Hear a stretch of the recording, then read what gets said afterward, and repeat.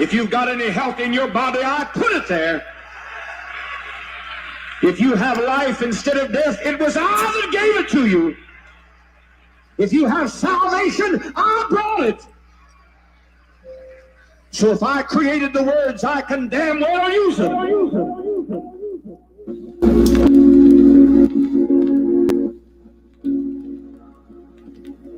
I ain't gonna tear the ass up. Simple as that.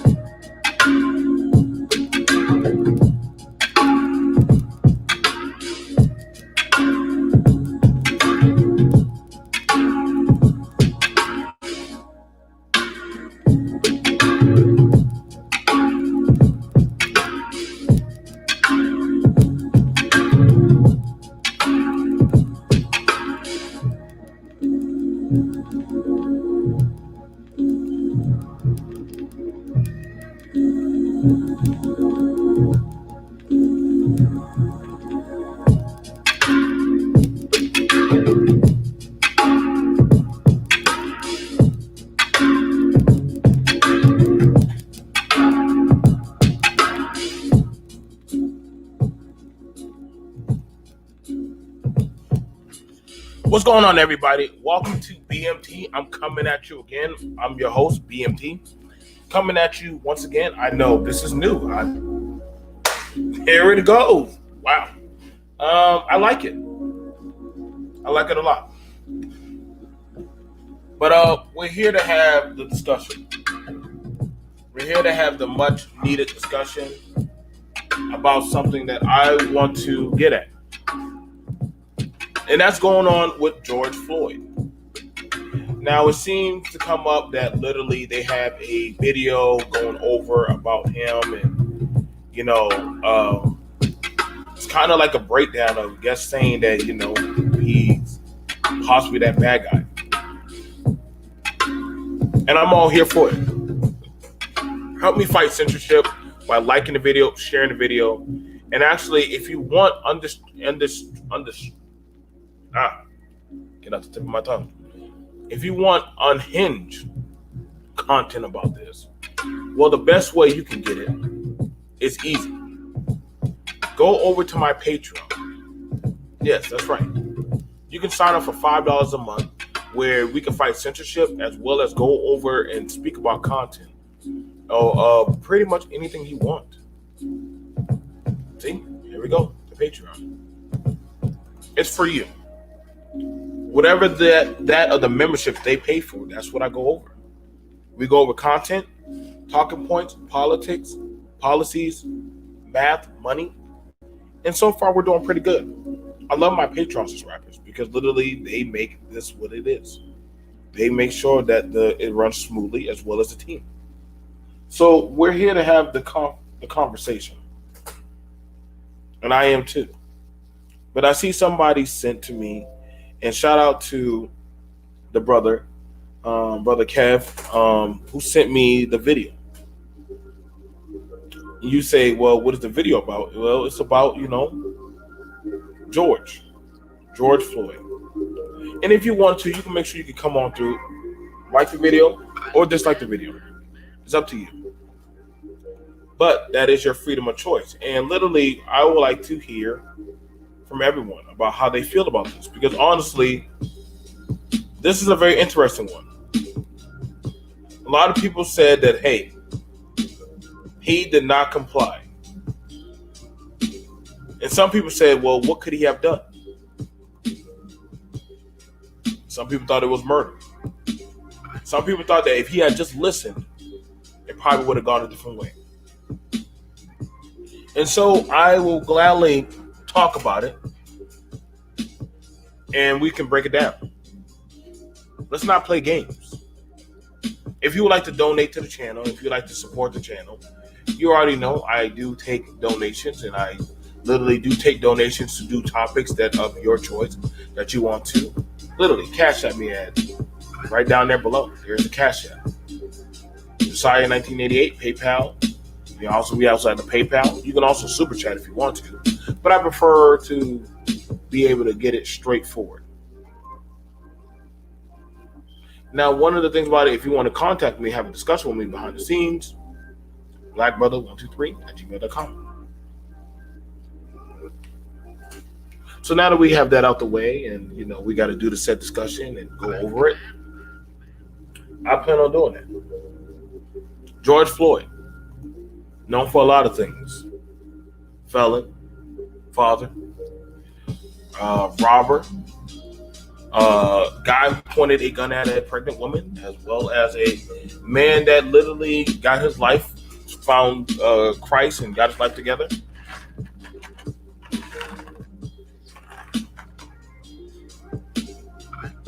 Porn star.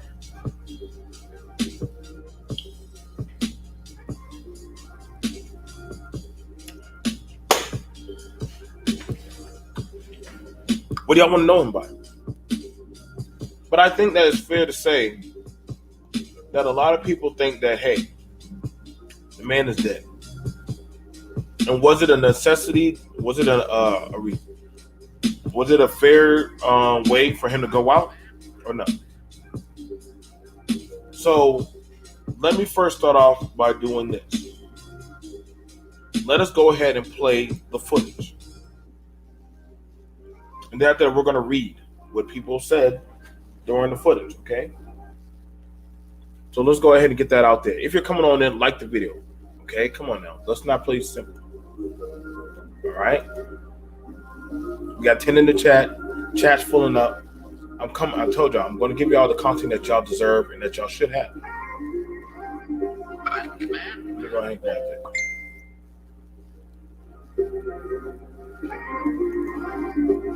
Okay. Hope y'all enjoying that music.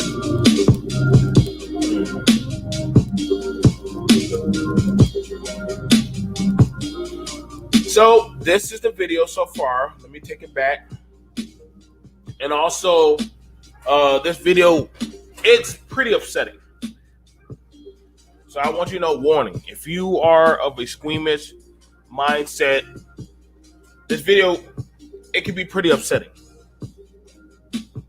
All right? Before I talk about uploading a panel or anything, I want to go through it first. Then after that, we're going to go break down 8 minutes. So it's going to be 8 breakdowns. Okay?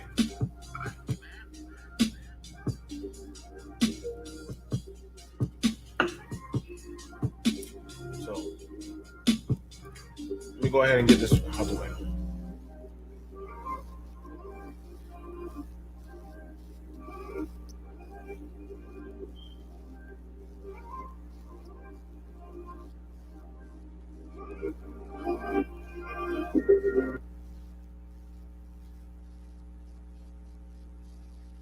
All right, guys.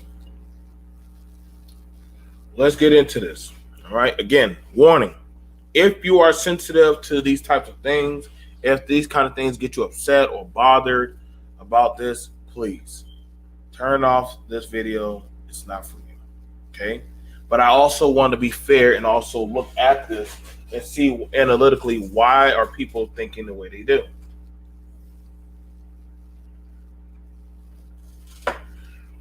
I'm not one of those rah-rah type of people. I'm not. I'm just not one of them. I like to look at things for every aspect of all this stuff. All right, let's get it.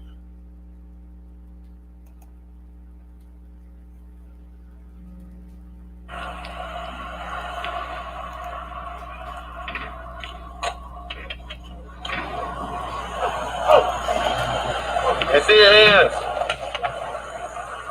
Man, Stay in the car. Let me see your other hand. I'm sorry. Let me see your other hand. Both hands. Put your hands up right now. Let me see your other hand. Put your hand up there. Put your hand up there. Hands on the wheel. Hands on the wheel. I'm sorry, son. Who else is in the car? Put your foot back in. I'm sorry. God dang, man. Man, I got shot the same way, Mr. Officer, before. Okay, well, when I say let me see your hands, you put your hands up. You got them? Man, dang, man. Put your hands on top of your head. Last time I got shot like that, Mr. Officer. Hands on top of your head. Hands on top of your head. Step out of the vehicle and step away from me, all right? Step out and face away. Step out and face away. Please don't shoot me. Please, man. I'm not going to shoot you. Step out and face away. I'm going to get out now, man. Please don't shoot me, man. Please, man. I just lost my mom, man. Step out and face away. Step out and face away. Please don't shoot me, Mr. Officer. Please. Don't shoot me, man. Step out and face away. You're not shooting me, man. I'm not shooting you. Step out and face away. Okay. Please, man. Please. I didn't know, man. Get out of the car. I didn't know, Mr. Officer. I didn't know. Right now. Stop moving. You ain't got the back there. I'm not going to do nothing. Get home. Oh, hey, you come back. Stay in the car. Stop resisting that. I'm not. Yes, you are.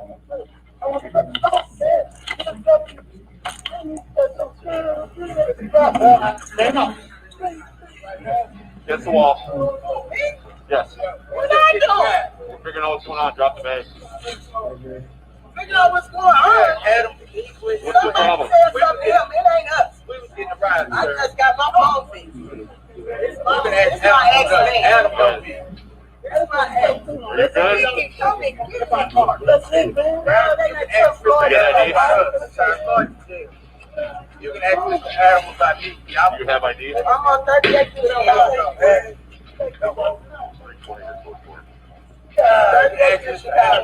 Sir, I just came to bought a tablet, and when I bought a tablet, it didn't Oh work. my God. He didn't even do nothing. You have ID? No, I don't. My Yeah, name's I think Shamar it's on it. Hill. No. Sir, Okay.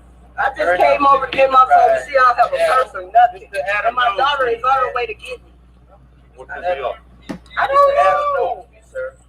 That's my ex. I don't know. Why is he getting all squirrely and not showing us his hands and just being all weird like that? Because he's been shopping. So he knows Well, I what- get that, but still, when I'm going to say get out of the car, he's drunk, is he on something? Oh, he got a thing going on. I'm telling you What about does the that mean? police. He have problems all the time when they come, especially when that man put that gun like that. It's been one. What's your first name? He's What is it? he's a good guy.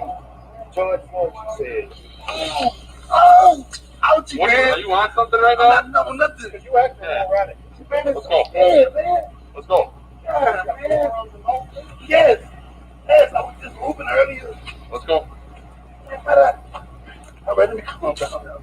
Let's put in the better now. Keep walking. Okay, you got do me one favor, man. No, let me get to the car. Let's get to the car. Come on. Hey, oh, man. God, don't leave me, man. Please, man, leave me, man.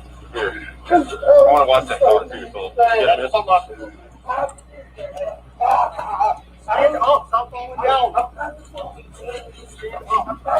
Stay on your feet and face the car door. You get a seat on it? Please, get out the door, man. I don't want to talk to you, man. Please, let me talk to you, please. You ain't listening to nothing. I know. What are you saying? Can you watch that car? Just make sure no one goes in it. I hear you, but you're going to face the door right now. Listen up. Stop. I don't do anything. That's anything y'all telling me to, man. I'm not listening, man. I'm not. You can ask him. He know me, you Get know. this side. God, man, I'm going to do nothing like that, y'all. Why is going on like this? Look at my wrist, Mr. I'm not that kind of guy. The other side. Stop. I'm not that kind of guy. Stop. Please. I'm not that kind of guy, Mr. Officer. Please. Face away. Hey, man. Don't leave me by myself, man. Please. I'm just claustrophobic. That's it. Well, you're still going in the car. Anything sharp on you? I won't do nothing to hurt y'all, Mr. Officer. No, sir. Nothing. I'm nothing. Why y'all doing me like that, Mr. Officer? Please, crack it through me for me and stuff, man. I am claustrophobic for real, Mr. Officer. You got him? Can you please crack it for me, please? Yes, I'm Brother, cracking. man, stay with me, man. I will. Please stay with me, man. Thank you.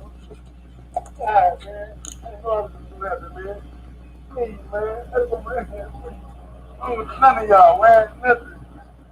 You got it inside in your pocket, real quick on your shirt? I'm listening. And I understand that people do stuff. Alright, guys, Okay. grab a seat. Okay. I'll roll the windows down, okay?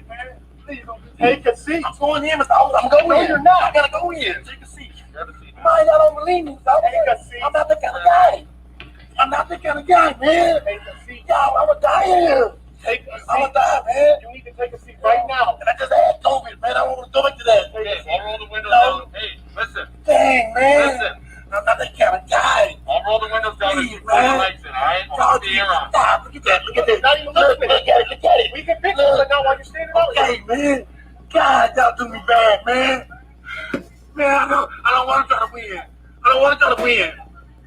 I don't want to win. I'm claustrophobic. I'm claustrophobic. I got anxiety. I don't want to do nothing to this. I'll roll the window down. Man, I'm scared. If I start breathing, it's going to go off on me, man. Pull your legs in. Okay. Let me count to three. I'm going in. Please. I'm not trying to win. I'll get on the ground, anything. I can't stand this, man. He know it.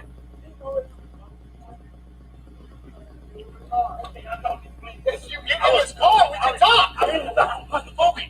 I'm hearing you, but you're not working with me. Yeah, I'm claustrophobic, man. Slide your butt over here, I'm gonna pull you in. Get in the car. In the front. No, you're not getting in the car. I'll be in the car.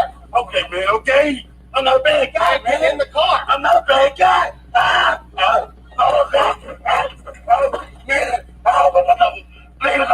Please, take a seat.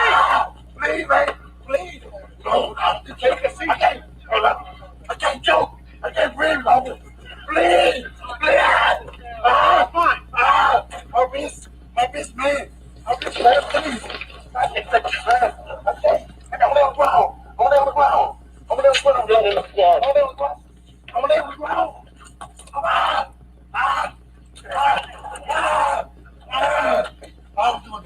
going down. Squad.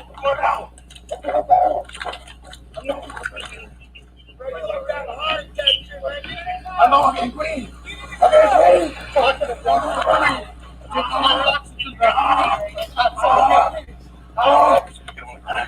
I'll take over, man. I can't breathe.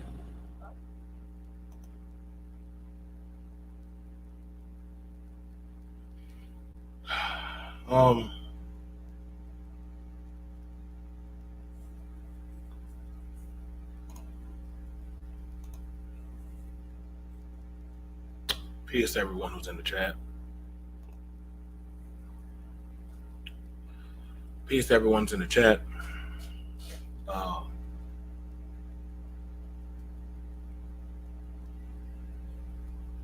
Peace to everyone who's in the chat.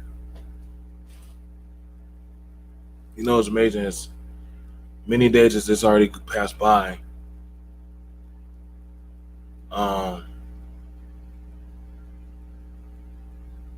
I agree, Aries. He didn't deserve to die like that.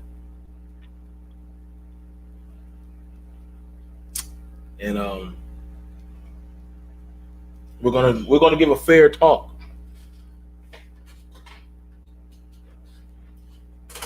What's going on, Moon? We're gonna give a fair talk.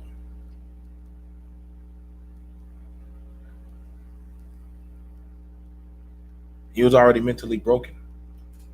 He was already scared. Anybody could have seen that.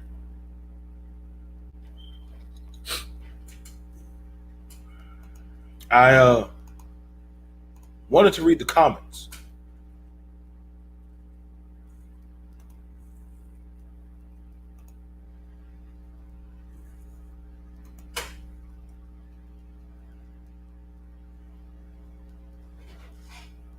Let's look at the comments.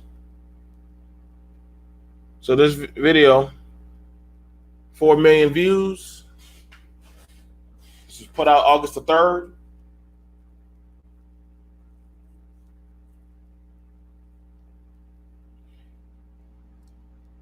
The terror of George Floyd's face as a rookie cop points a gun at his head while he sits in his car. can be seen today for the first time. A rookie cop just pointed a gun at a man's head. And you expect a man to be calm while he was sitting in the car. Now, usually when somebody gets pulled over, knock on the window. Good evening, BK. Good evening, Aries. Do you know how fast you was going? Well, I capped you for doing 75 miles. This is a 35 mile per hour zone. See, I just told you. I just told you why I am knocking and I have stopped you. Nowhere in that interaction was that.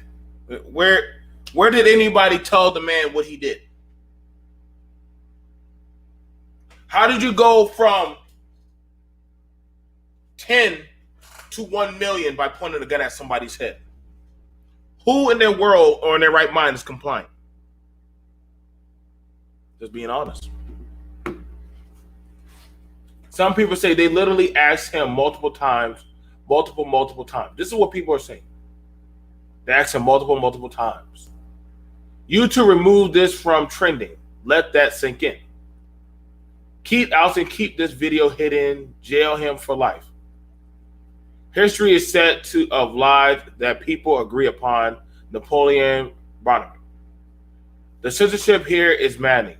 We are not even allowed to point out who is fault for causing all the riots. The media. Defund and disband the mainstream corporate media. They can't be trusted. This dude right here says, it looks like an average arrest of an uncooperative and unstable suspect.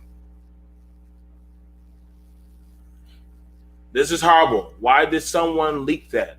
Now we look like the idiots we are.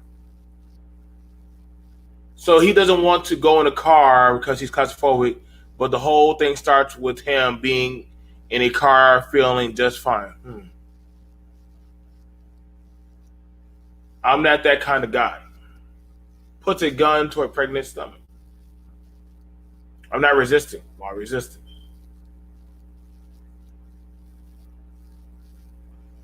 Keep in mind, he was intoxicated and aware.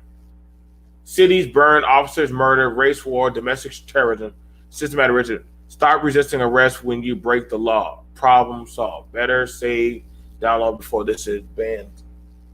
So everybody here, okay? Everybody says there's nothing wrong for what it did.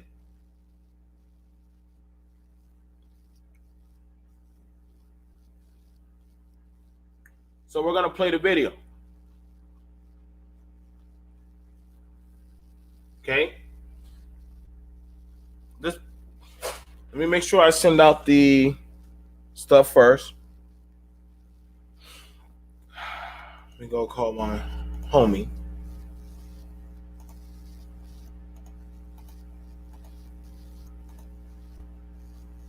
I gotta go send out for the homies. And I'll drop the link. And you're welcome to say what you feel.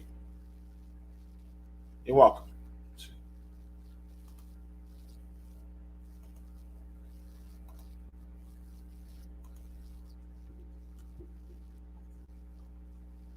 As long as you come up respectful.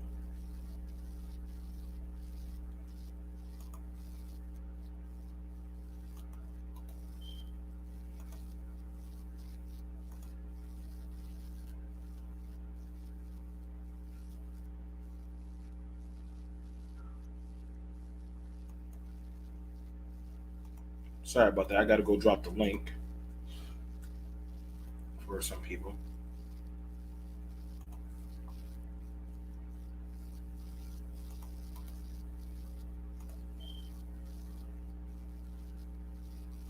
What's going on, Moon?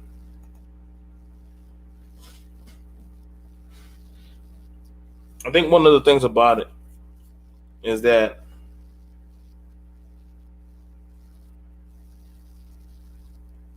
you had a woman say that he's been shot.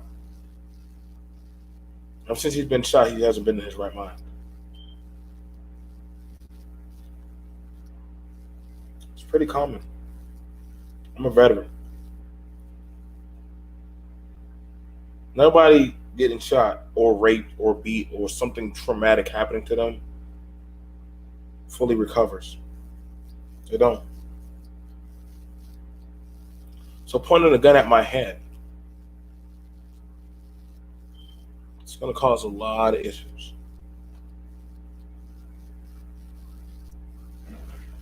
Let me get to cracking with this one. Because I've seen my full share of what people think. So I'm going to just give my dividend. Respectfully.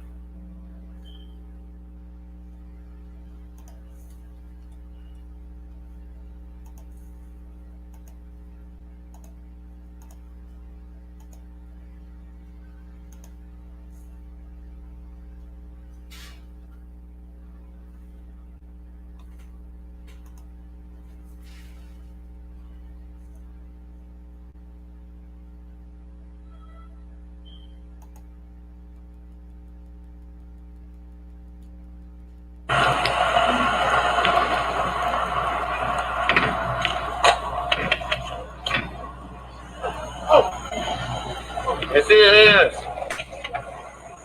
Hey, man. Stay in the car. Let me see your other hand. I'm sorry. Let me see your other hand. Please, Both hands. Put your hands up right now. So let's look at that. Man comes up to your car window and points a gun at your face. We're only 27 minutes. We're only 27 seconds in. Man taps at you with a stick on your window and then puts a gun in your face. All he's doing is saying, I'm sorry, I'm sorry, I'm sorry. Y'all can see it as begging, growling, whatever you way say. Talk that smoke when somebody puts a gun in your face. Like, let me know when somebody puts a gun in your face, do you keep that same composure and literally still say, hey, you know what? It's not that bad. I to no end, even with all the body, chest armor I wore, all the stuff that I've been through, as many things have I seen, will I ever normalize myself when somebody tries to point a gun in my face?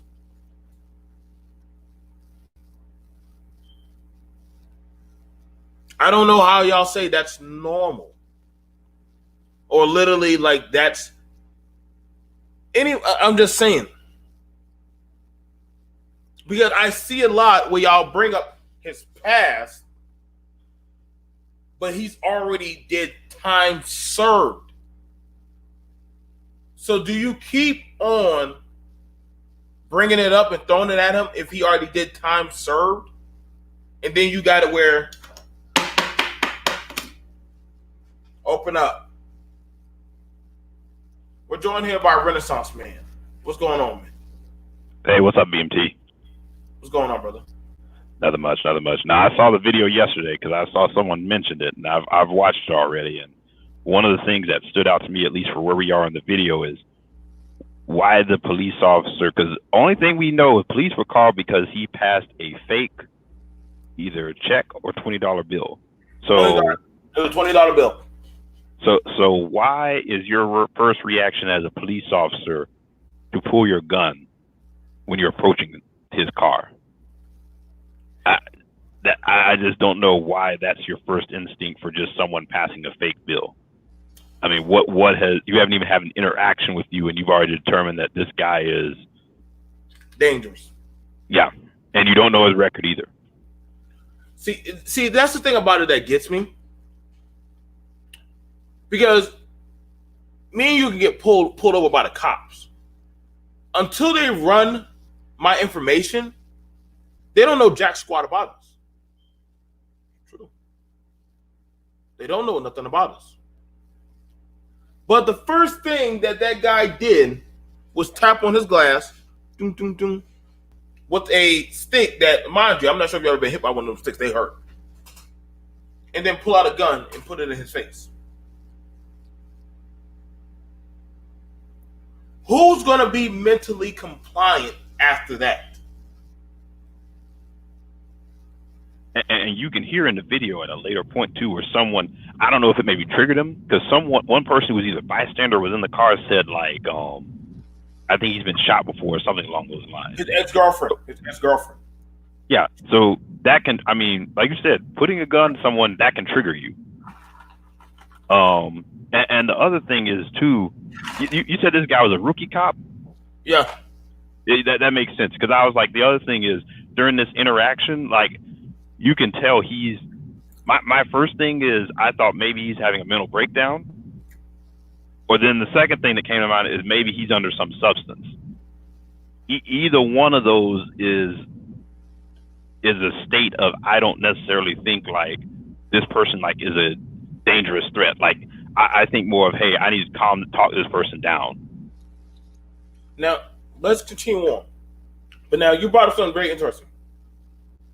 George Floyd walked into a store, got a pack of cigarettes with a $20 bill.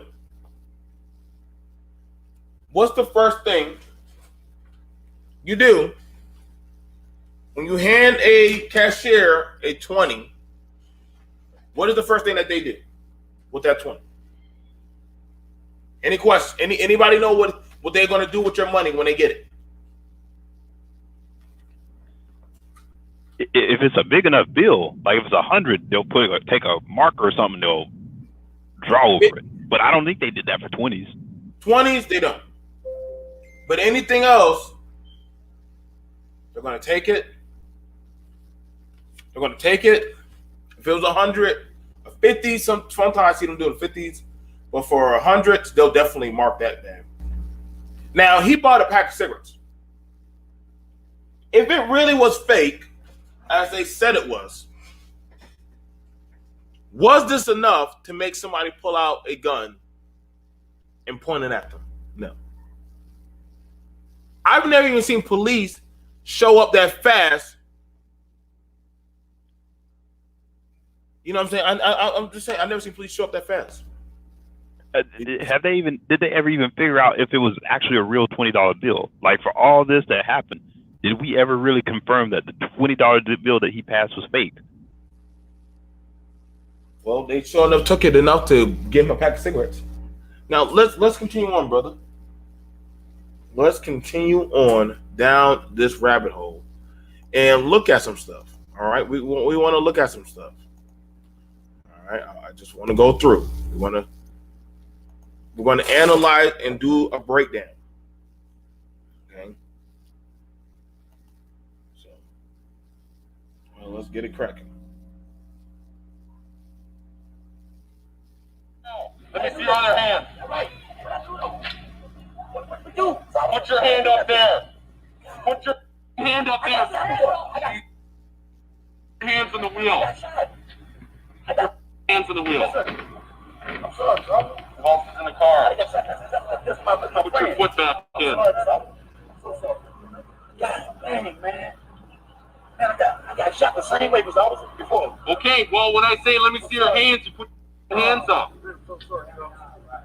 Got him? Man, dang, man. Put your hands on top of your head. He's never taken that gun off that man's head yet. Last time I got shot like this, I was Hands on top of your head. Hands on top of your head. Step out of the vehicle and step away from me, all right? Step out and face away. Step out and face away. Please don't shoot me, please, man. I'm not going to shoot you. Step out and face away. I'm going to get out, man. Please don't shoot me, man. Not shooting you, right? Please, man. I just lost my mom, man. Step out and face away. Step out and face away. Please don't shoot me, Mr. Officer. Please don't shoot me, man. Step out and face away. You're not shooting me, man. I'm not shooting you. Step out and face away. Okay. Please, man. Please. Please. I didn't know, man. Get out of the car. I didn't know about this. I didn't know. Right now. Stop moving. Put your hand behind the back there. I'm not gonna do nothing. Get it on. Hey, you come back. Stay in the car. Let's talk to the right there. You still with me, brother? Yeah, I'm still here. So let's look at the next portion. When did you ever hear the officer tell him why he's doing what he's doing? Yeah, I didn't hear it. Let me know, anybody in the chat. We're already 2 minutes and 7 seconds in. Usually, they're supposed to tell you why they are conducting or doing what they're doing. Because you already pulled a gun out on me.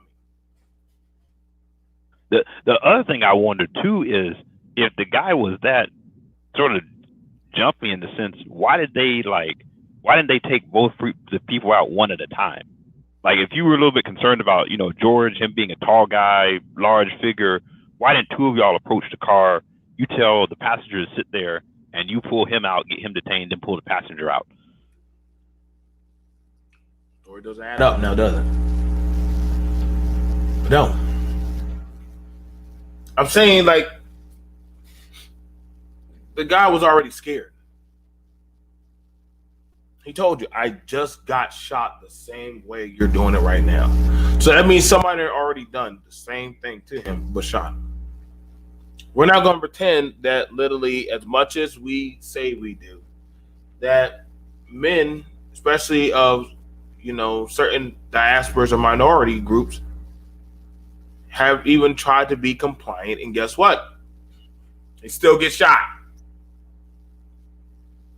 So you would think that if somebody's saying, hey, like, chill, like, please don't, I would think at that point you could talk to them. He's not going nowhere. He's not going to do nothing. You already have the high ground because you already have the gun on him.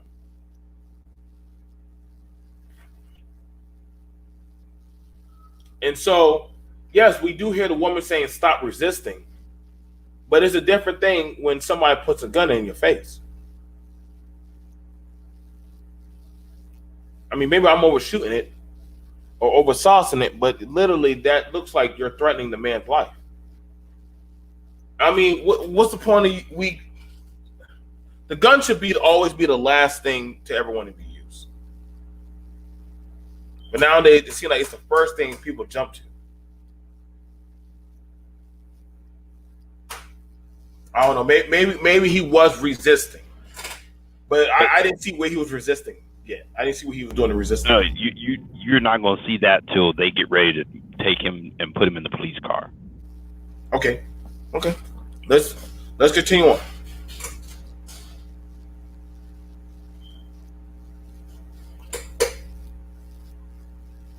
We got duck marked. Okay. All right. So let's keep going. I wish I never watched this. You guys, I'm sorry about that, Aries, but you know me. I gotta do the job that a lot of people don't want to do. Okay. So I understand. It's not a very comfortable video to watch, but we got to just point it out. I'm glad I have Renaissance, because he's very, very cut about it. So they've already pulled him out. He's already scared. Let's keep it moving. Pay attention to everything that's being said.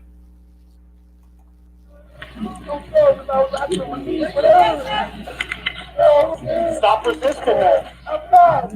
Yes, you are.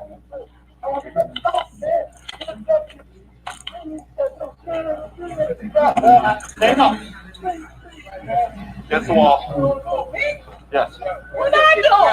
Figuring out what's going on. Drop the bag. Figure out what's going on. Adam, what's the problem? It ain't us. We was getting a ride. I just got my phone fixed. It's my accident. That's my accident. Are you good? He keeps telling me, get in my car. That's it, man. You can ask Mr. Adams about me. Do you have ID? I'm on 38 Mr. Adams.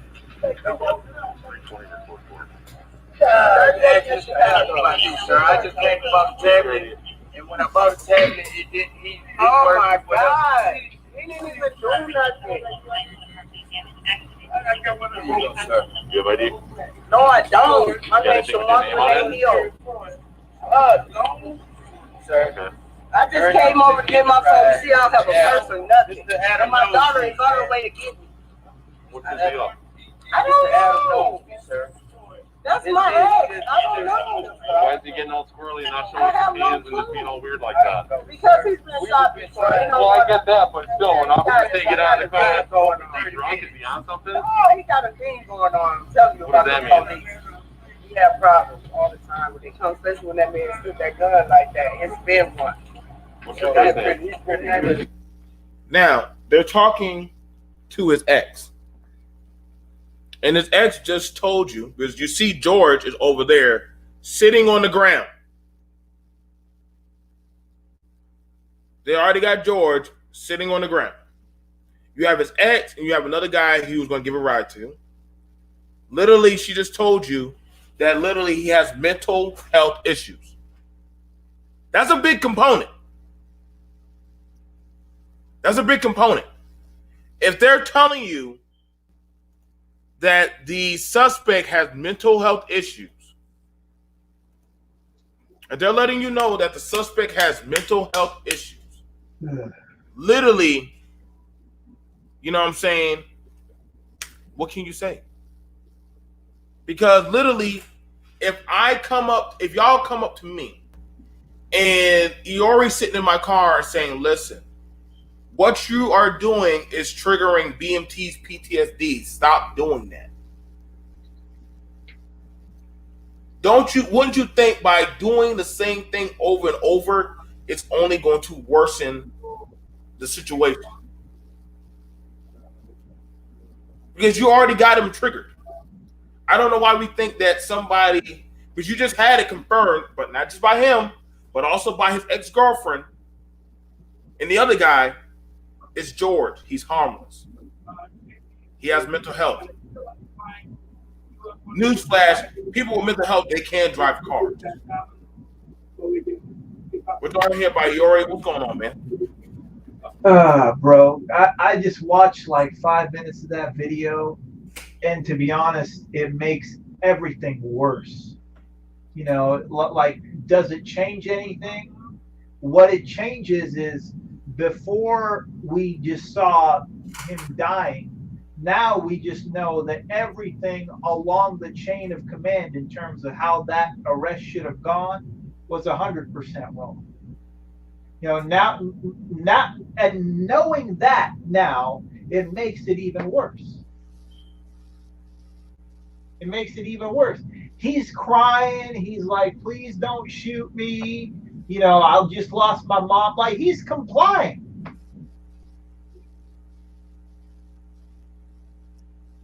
I think one of the things about it, when somebody asked me, does this change anything? And I'm like, if y'all were using this to help your case. Yeah. No. Yeah. No. You definitely didn't. If this is supposed to help y'all case as cops to make y'all look good, it just so went down the third hill. Right. Makes it worse. There's no justification for this. Right. You would have been better off probably getting his ex to probably talk him down. Probably the people who actually know him, they probably could have talked him down. But see, everybody just told you, including him, that, hey, I just got shot like that. Please don't do that to me. Please. He's begging you the whole time. Right. So once somebody's in that type of mode, you now are like, well, do I terrorize him more? Because you got one officer saying he's not being compliant, but you were the same officer putting a gun in his face. Right. So now you're being disingenuous. This is not me trying to say, I'm looking at it from what we see right before us. If anybody disagrees, you have a right to come up. But so far, I'm not editing anything. I'm looking at it for what it is. The other thing I was going to ask, that guy who was walking, and can they even detain? Like, can they just detain you like that? Like, hey, get up against the wall. Like, let me see your ID. Like, what? Why is he involved? He was just walking down the street, wasn't he?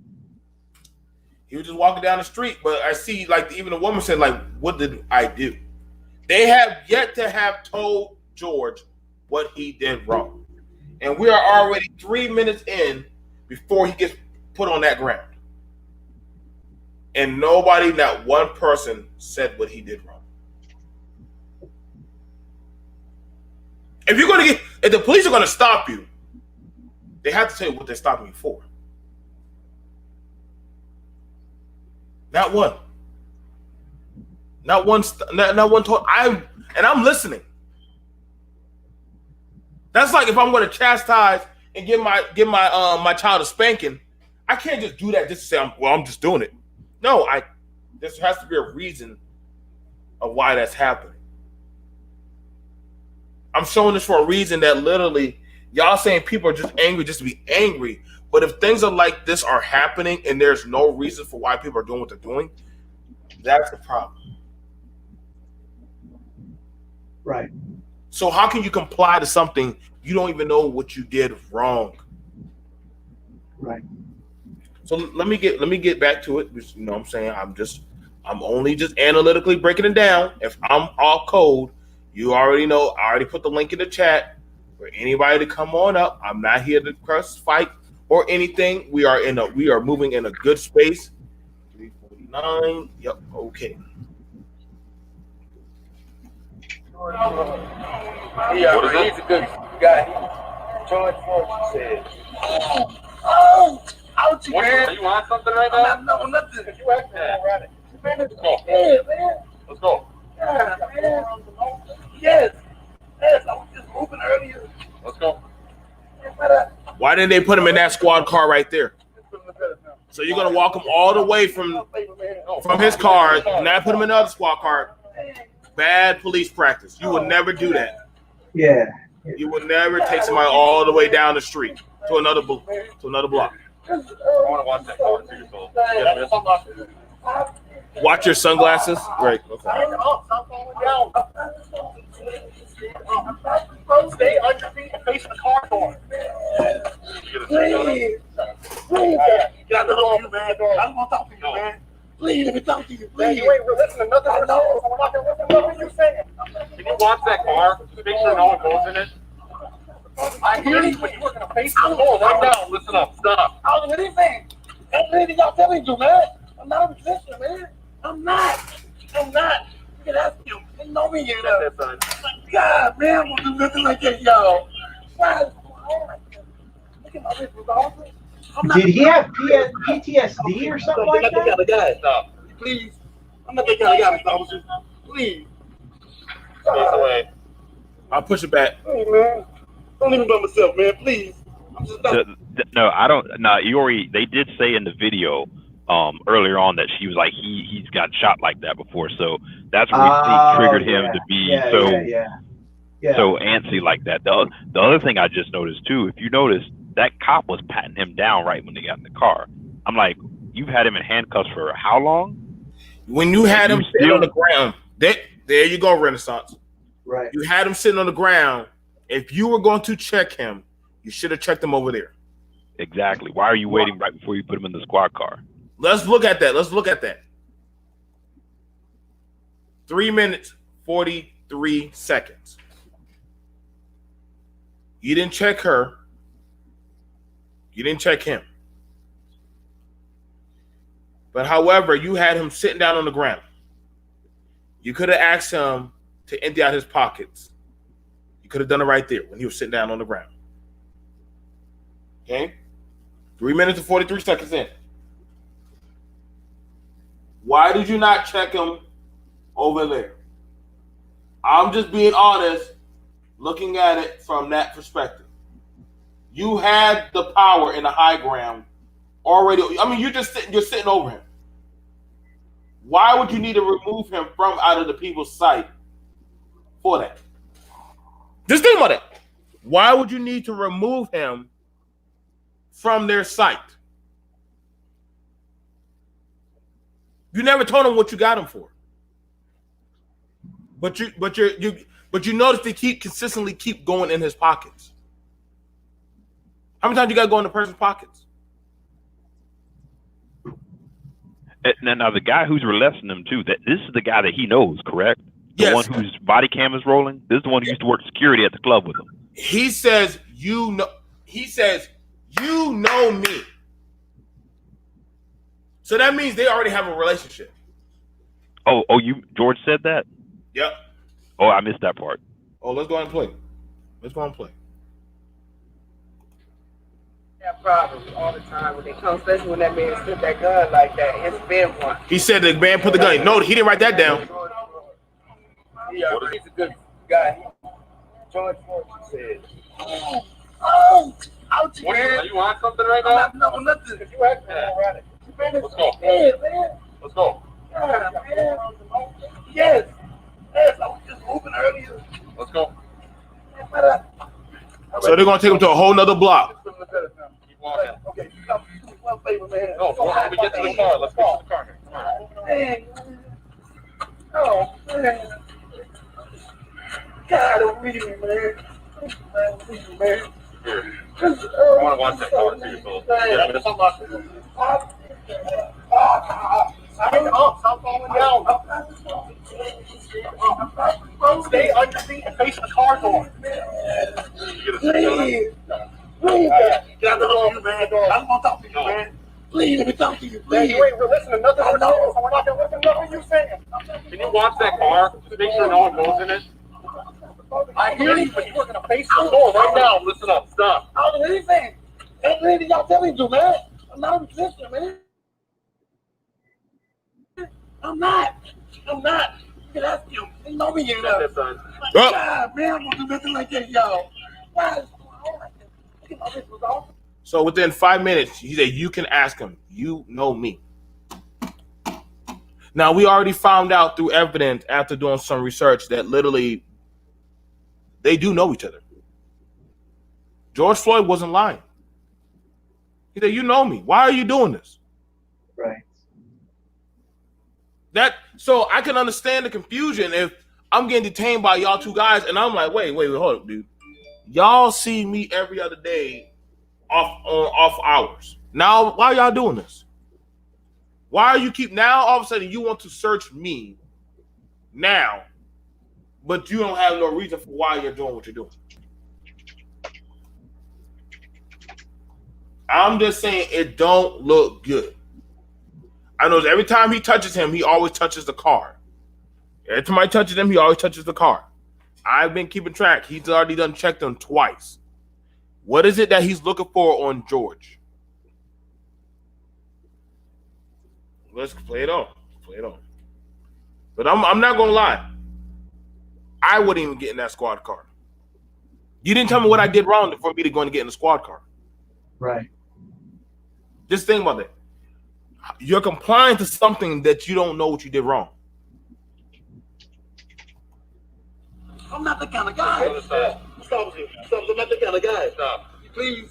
I'm not the kind of guy, Mr. Officer. Please. Face away. Hey, man. Don't leave me by myself, man. Please. I'm just claustrophobic. That's it. Well, you're still going in the car. Anything sharp on you? I won't do nothing to hurt y'all, Mr. No, sir. I'm nothing. Why y'all doing me like that, Mr. Officer? Please, crack it through for me and stuff, man. I am claustrophobic for real, Mr. Officer. You got him? You please crack it for me, please. Yes, I'm From my cracking. man. Stay with me, man. I will. Please stay with me, man. Thank you. God, man. I didn't know I was doing that, man. Please, man. I don't do none of y'all, man. Nothing. You got it inside of your pocket real quick on your shirt? I'm listening. I'm saying that people do stuff.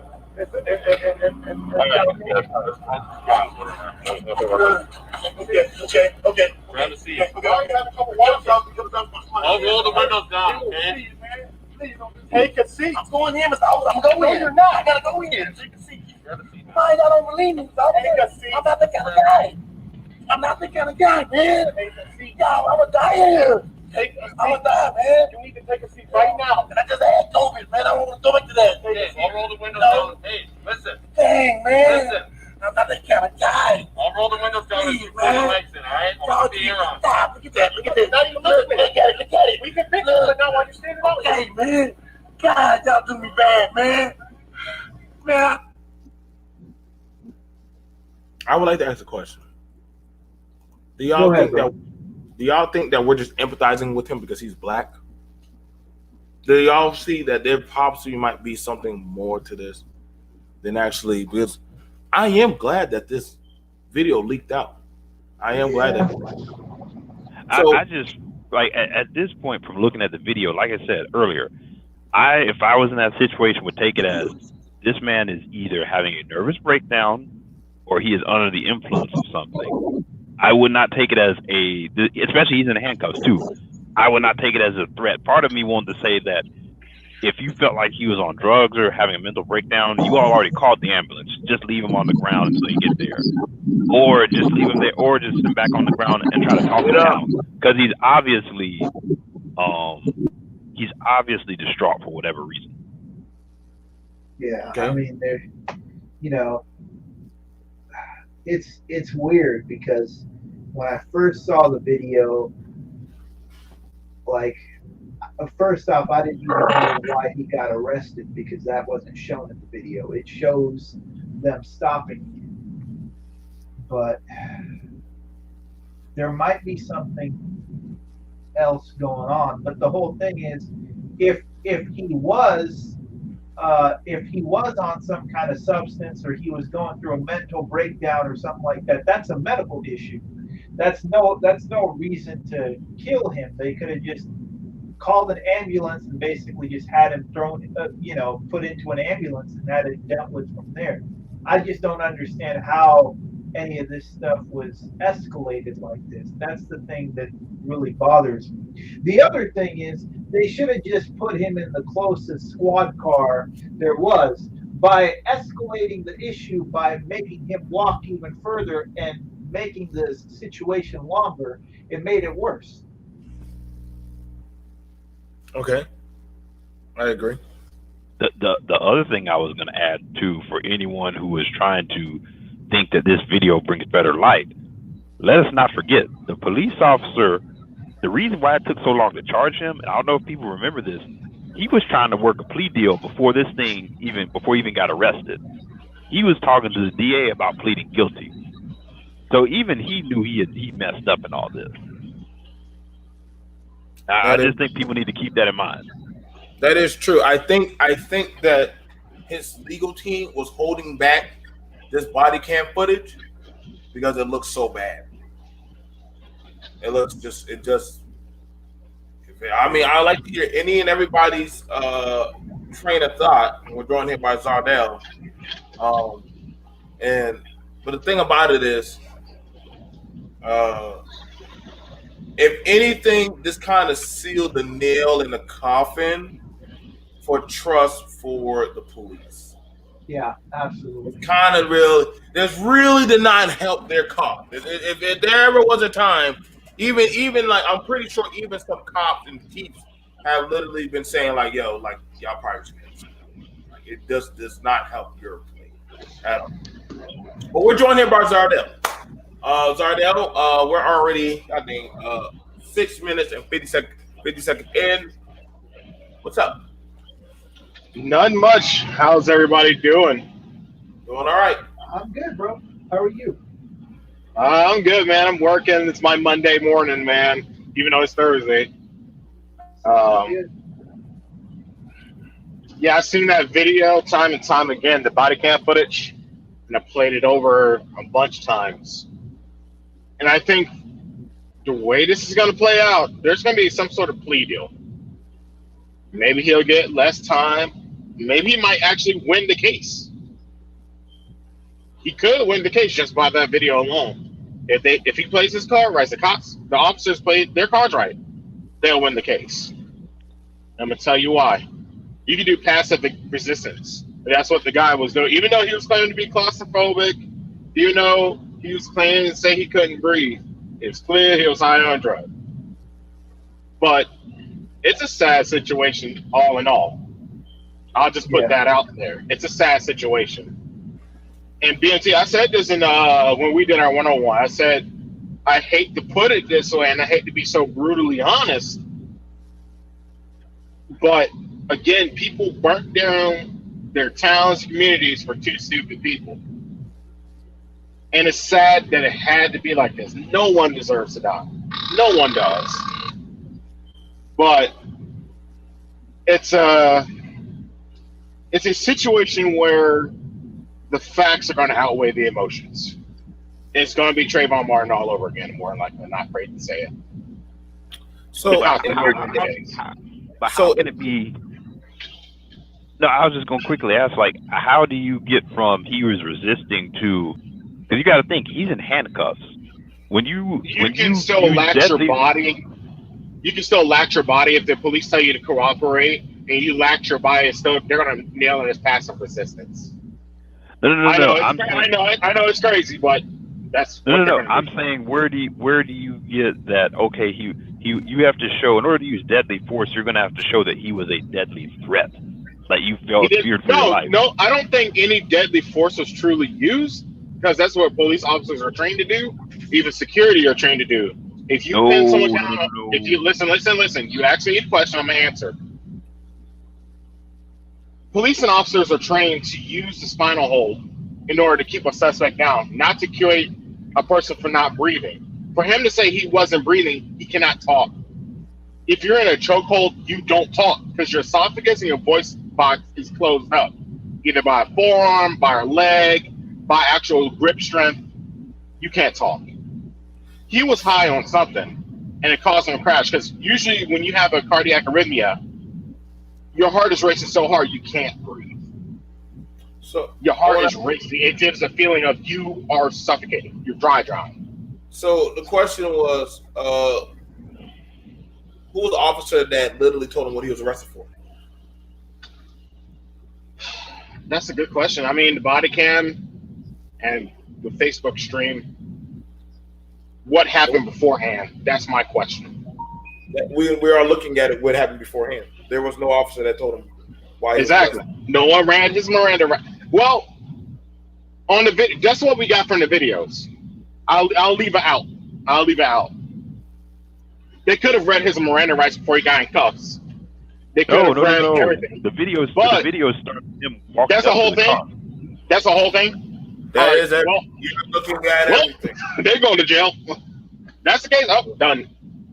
George Floyd just won that. So I mean, I'm No just Miranda saying, rights read. No reasons of arrest. You had the cause of a warrant, cause of arrest, but you didn't say you were under arrest. You didn't say you're detained or the reason why, and you didn't read the Miranda rights. Yeah, you're not coming out of jail anytime soon. Okay, so let me ask the next thing. And I would ask all three of you, what will warrant an officer? And mind you, they show it right here. You know, then they're being unbiased about it, but it is a fair point. What would warrant that the officer, the first thing,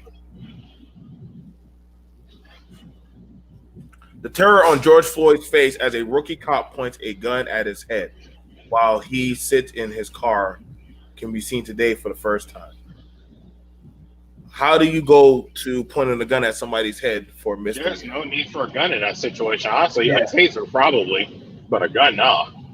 You don't even need that. The man sitting in the car, like that's like literally you getting pulled over, and the first thing the cop does is point a gun at your face. You just talk to him, because if he gets belligerent, you've always got the gun in your back pocket. I want it.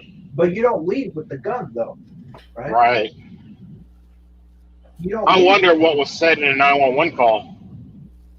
Well, here's the thing about it.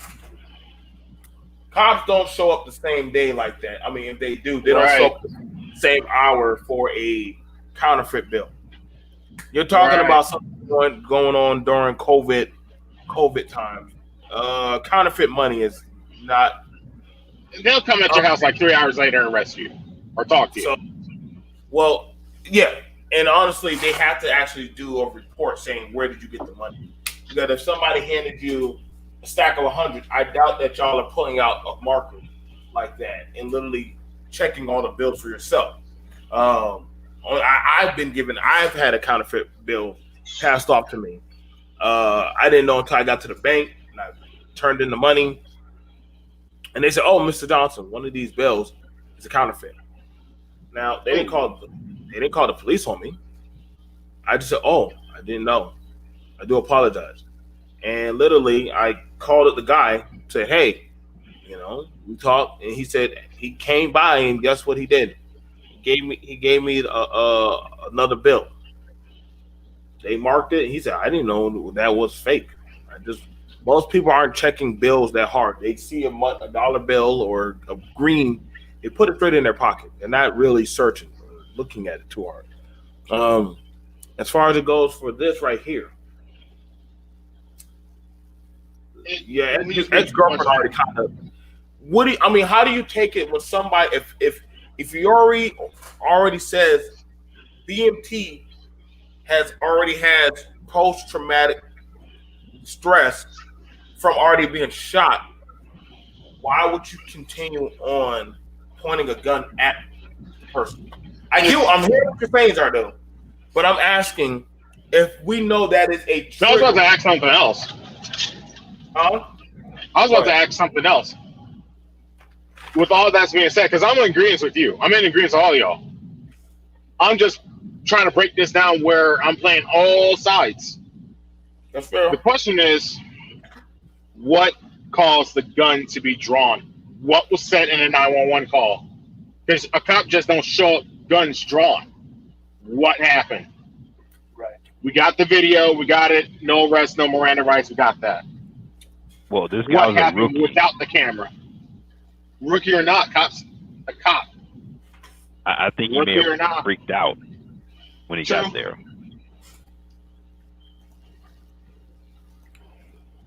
It's just crappy either way. Well, the thing about it is, I would ask him, why were they stopping and pulling over so many people that were there? Because I'm showing you that literally we're watching the cop walk up. The cop is walking up. Yeah, that's Derek. That's not Derek. I think that's him. He's not. He's tapping on the window with a baton. Okay. Boom. 23 seconds. He's already pulling the gun out on him. Hands are up too as he's opening the door. Look. Yeah. He's opening up the door, pointing a gun at him. I couldn't ask any of you guys up here as grown men to be compliant if I just saw one of y'all getting a gun pulled on you. Your rights as an American have already been violated. Right. I'm just saying. We're looking at rights. Your rights have already been violated. The first thing you should have asked was literally, hey, am I being detained? What? If an officer were to pull you over as a truck driver, good evening, sir. Do you know how fast you were going? No. We get DOT. I'm just saying. But that's the first thing they're going to ask you. Actually, I can tell you that firsthand. First thing they ask you is, can I see your logs? Can I see your license and registration to the truck? Can I see your logs in your previous 8-day log? After that, they can either do a class 1, 2, or 3 inspection. From there, if you got some tickets, will fly. No questions asked. Now, do they not have to tell you why they are doing what they are doing? Yes. Okay. Like right now, it's DOT inspection week. Okay. So, if they're doing that, you can't say too much because they're letting you know why they are doing and why they are ushering out the citations that they are doing. No gun is being drawn, and they're not walking Zardell around the truck. Hey, keep your hands on that truck. Point to this. They're not doing that. No gun is being drawn, opening up Iori's door, but they're going to be like, whoa, you can't do that. You can't just handcuff Renaissance man. And then rather than walk up to the squad car, and I'm telling y'all this right now, the closest vehicle towards your vehicle is going to be the vehicle that they place you in. They're not going to walk the vehicle down the block. They're not going to do that. We're joined here by my love, Michelle. What's up, everybody? That video doesn't get any Michelle. What's up? That video doesn't get any better, dear. Doesn't get any better. And me and you were analytically going through. We're looking at it fair and balanced. Some people, they are saying this. Let's go ahead and pull up the comments. I love reading comments. I'll give my bet on this. It's a 75% chance they will be convicted. 25% chance that they won't. Now, let's see. Defund and this ban, this mainstream corporate stream media, they can't be trusted at all. Now, another person says, YouTube removed this from trending. Keith Allison kept this video hidden. Other people said, this is horrible. Why did someone leak that? Now we look like idiots. We are. That must be a cop. They literally asked him multiple times to comply. That's for you, Michelle. And another person says, it looks like an average arrest. Wow. Of an uncooperative and unstable suspect. Wow. That's from a I'm smelling something else on that, bro. And that's an average arrest. And Jesus Christ, I hate to see the bad one. Yeah, for sure. Somebody says, I'm not resisting while resisting. He wasn't claustrophobic in his own car. This country is a joke. How anyone still trusts the mainstream media is beyond me. So pretty much, Michelle, there's a lot of stuff going on. Some people are saying he should have been compliant. Others said that, you know what, he knew what he was doing. You know? Somebody says crime doesn't pay. Hey. Yeah. What's your thoughts on it, dear? Speaking though. Look, the long and short of it is, police do not have the legal right to retaliate. Retaliation occurs after the fact. You were resisting arrest previously. You have now ceased resisting arrest. Anything after the point in which you have been subdued, you have handcuffs on you now. You're not a flight risk. So at that point in time, any aggressiveness that they do is now in retaliation, and it is violating your constitutional rights. Yes, they have the right to make a reasonable arrest. You're struggling, you're fighting, okay, they have to get you in the handcuffs. But once they get you in the handcuffs and you're down on the ground, you're not going anywhere. The reasonableness of keeping this man down for 9 minutes. 9 minutes. We all saw that. Please do not fall for who you're going to believe, the media or your lying eyes. Your eyes did not lie to you. You saw a man die. If they want to argue that this man had drugs in his system, he died of natural causes, guess what? Police still are supposed to have a legal duty to render aid. They have a legal duty. They may not have a legal duty to protect your constitutional rights or to protect you, per se, from a criminal. But once you're in their custody and you're not free to leave, they have to do reasonable measures to keep you alive. Now, one of the things about it, Michelle, as I showed you the video, just tell me whenever you want me to stop. If it's too much for you, you know what I'm saying. first thing I noticed, because you went over that he somehow he walked into a store and bought a pack of cigarettes with $20, and me and you cracked the joke saying, how the hell do you buy a product with fake money? If it was fake, they wouldn't have sold it to you. Like that makes no sense. I've never seen this many squad cars show up for counterfeit money. This is Mark Zuckerberg passing through billions of dollars of counterfeit money. I could understand a SWAT team coming to get him,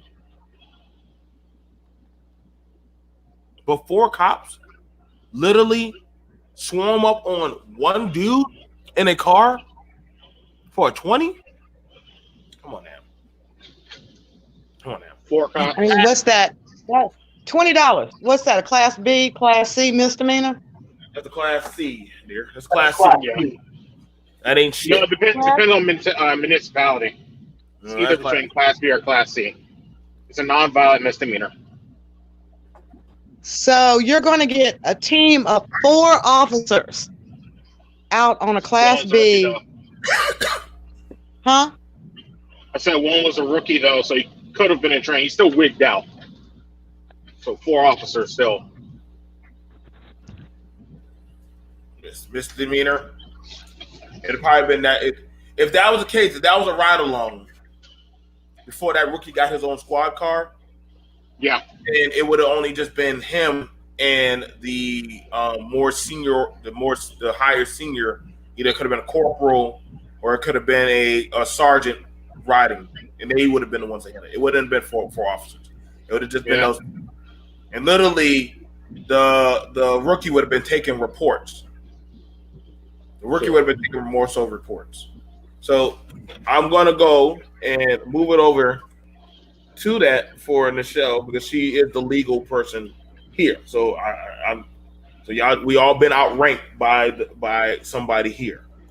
So I'm gonna stop it for you at 1 minute points. Okay, there. Okay, I'm watching. All right.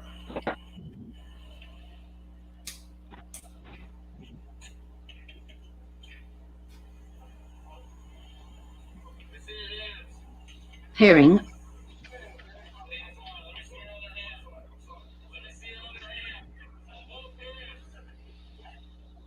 Right now, let me see your other hand. Put your hand up there. Put your hand up there. Hands on the wheel. Hands on the wheel. Walk in the car. Put your foot back in.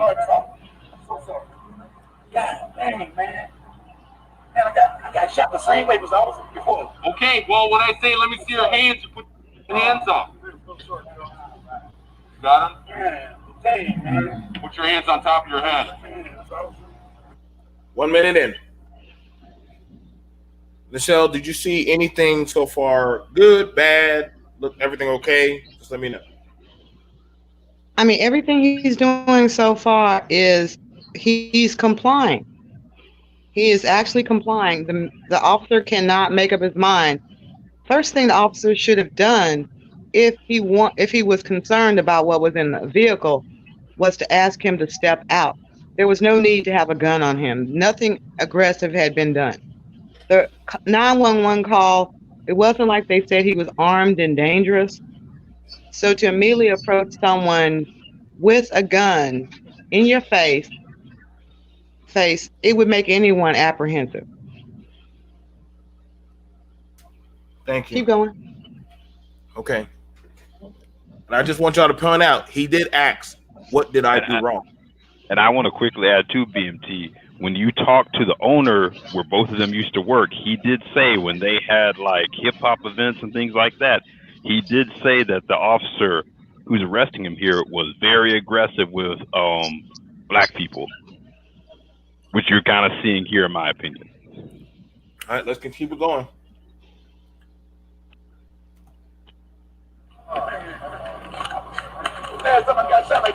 Hands on top of your head. Hands on top of your head. step out of the vehicle and step away from me, all right? Step out and face away. Step out and face away. Okay, Papa, please don't shoot me. Please, man. I'm not going to shoot you. Step out and face away. I'm going to get out of here, man. Please don't shoot me, man. Please, man. That's my mom, man. Step out and face away. Step out and face away. Please don't shoot me, Mr. Officer. Please. Don't shoot me, man. Step out and face away. You're not shooting me, man? I'm not shooting you. Step out and face away. Okay. Please, man. Please. I didn't know, man. Get out of the car. I didn't know, officer. I didn't know. Right now. Stop moving.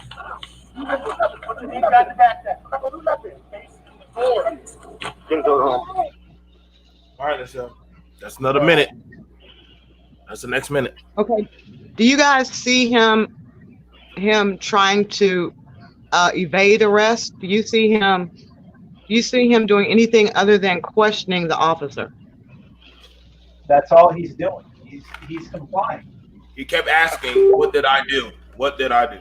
I mean, if anything, anybody would ask. I mean, you already pointed a gun at me, so can I at least know what I'm going to get? Why I've got a gun in my face? Like, I'm gonna be asking that question. I mean, if I gotta get shot, please tell me why. I'm just saying. I'm pretty sure any of us who are sitting in the car, somebody pointed a gun.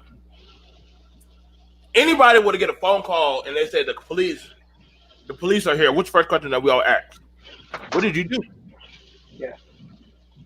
What happened? What happened? So, if my child called me and said, "Daddy, the cops got the guns drawn on me," I'm gonna say, "Where you at? What did you do? What happened?"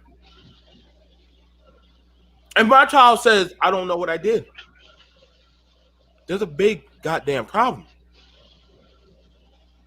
I said, "Did you run?" I'm still sitting by my car.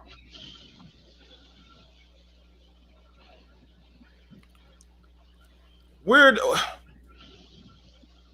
Are anybody reading Miranda rights? Is anybody telling him the citation that he broke?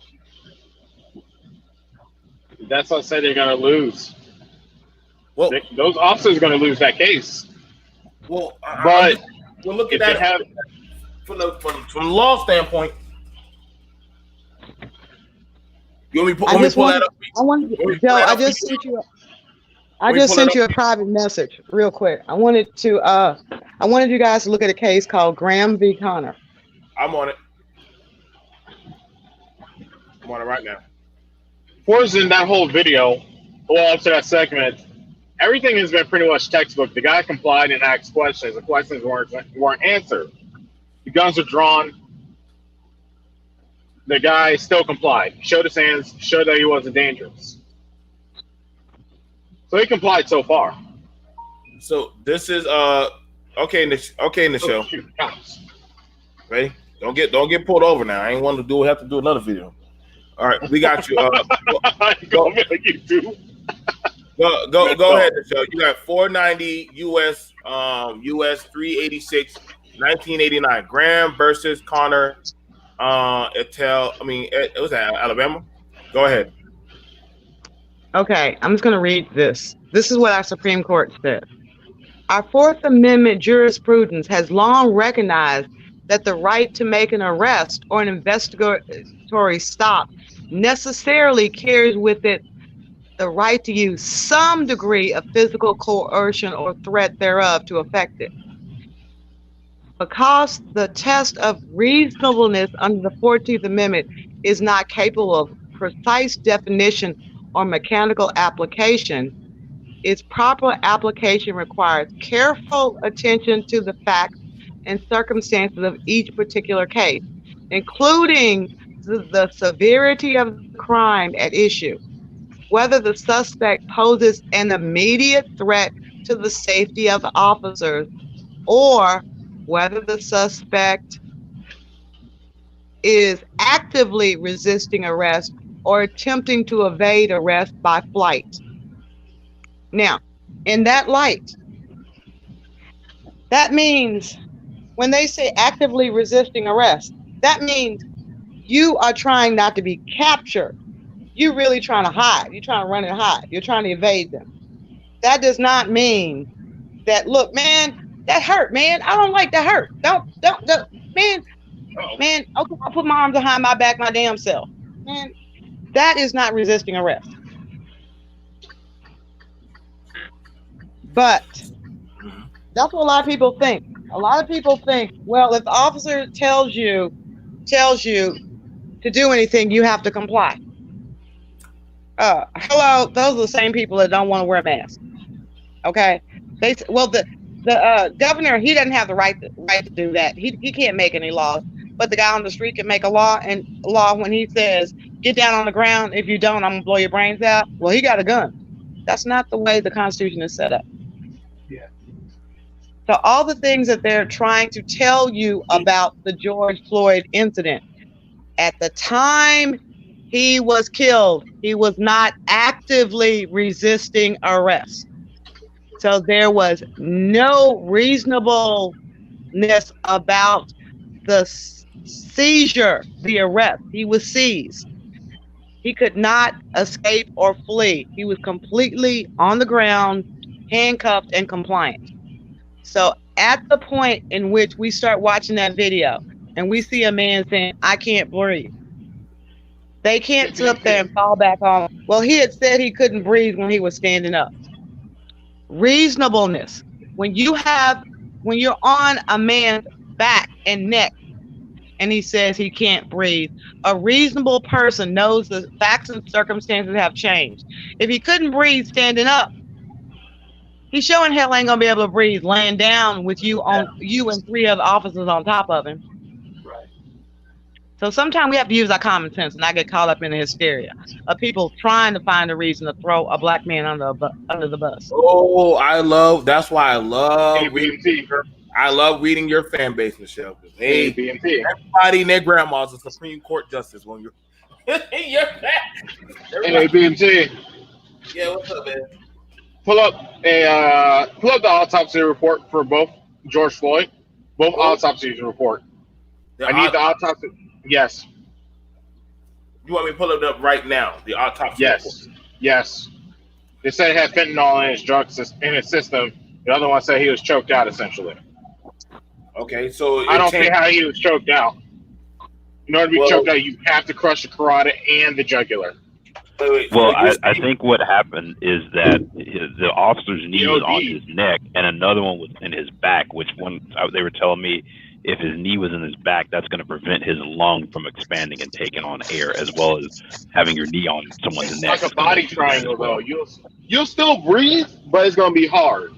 Wait, but that's still... It's a restriction. It's like a body triangle. You know what that is? I do know. But I do know that now the thing about BMT, you know what it is. But a body triangle is basically when you use your lead leg and you put it across the waist of your opponent and you lock that lead leg with your support leg, your rear leg, and it's in a triangle form. Essentially, it restricts your breathing and you're able to succinctly bring down your opponent and submit them. Whether it be a body triangle with a rear naked choke, a body triangle with a go-go plotter or omoplata. Now, question. I'm gonna ask you something right now, since you want to bring that up. If the person on the ground taps the mat, what does that mean to do?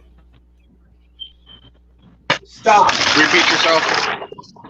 If the person on the mat, when you got them pinned down, stop. And they stop. That's what it means. It means stop. And bear in mind, he had handcuffs on this entire time. So it's not like he can tap the ground and say, hey, right, you got me. I'm tracking what you're saying. But you know what I'm saying? In the world of professional clinching, usually if you got me in the bar and you're tightening down and the ref is saying, can you hear me? Can you actively defend yourself? Can you intentionally defend yourself? If you do this and you tap that other guy's shoulder, Mind you, you're not restricted at like he was. Then the ref will say, "Stop, that's enough," because now you're starting to have breathing issues, so they have to stop the match. That's still going to come back out there, no matter what. It's still going to come back to tap out. So whenever somebody brings up that, you're going to have to throw it. You're going to have to, and I've done a lot of wrestling. Yeah. Tap the mat. George Floyd couldn't tap. He said, "I can't breathe. Please stop." So if his breathing is already irregular, if it's already irregular breathing, arrhythmic, yes. So okay, then that would mean you would not have laid him on the ground on his chest. You would have sat him up. I believe his heart rate plays a big role in that. No matter what, it's not what you want to believe. It's what the law. And that's why I'm going off the autopsy report. Okay, so wait, which autopsy report too? Remember, there are two. I told him to bring both of them. So hold on, that's why we have Michelle, and Michelle literally said, and that is also by their judgmental rights as those cops. The minute if one of y'all go down and says, my side hurts, I can't breathe, am I going to still handcuff you? No, I'm not going to handcuff you. I'm going to sit you up and call dispatch. We need EMS out here, stat. You're not going nowhere. You're already in enough pain. Ain't no need for me to handcuff you. You know what I would do? You sit an officer in the back of the ambulance, and you could probably be right there. Because You're reminding me of something. Every time an officer shoots someone, they still cuff them. Yeah, and that doesn't help their case. Shooting them, right? Yeah. It's the same thing, though. But listen, you shooting a dead man. Who shoots a dead man? We got to still handcuff a dead man. Like he gonna somehow do it. Hey, it happened, and they still do it. I think it happened to Walter for their Scott. stupidity. I was going to add too. The other thing is, you got to remember, when he is on the ground, you got one of the officers who checks his pulse and tells him he doesn't have a pulse, and says, "Hey, we should flip him over." And the lead officer says, "Nah, we're going to leave him here." Yeah. So let's look at the I gotta. Okay. So she just sent me something.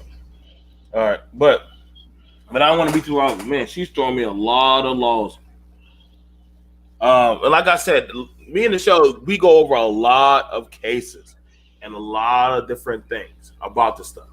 But like I said, to no end, I did hear a lot of people say, "Well, he could breathe." Once a person starts losing bowel movement control, and pretty much their breathing is irregular, that's it. I don't care how professional you are. You stop. The way I see it is this, as a case, and I'm only seeing this only case by case.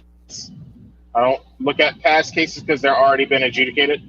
I'm looking at this case as a new case. We're looking at all the information that has been given or not given, things that have been assumed, or things that have been stated as a fact. What we do know is that a lot of the things have been put down on video and through eyewitness account.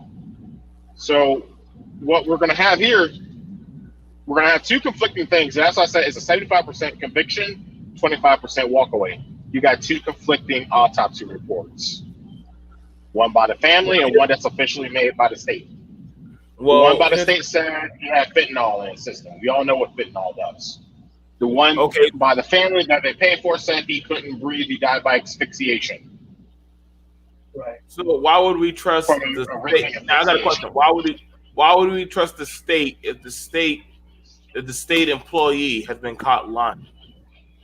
Sure. Not too sure. I mean, it's you.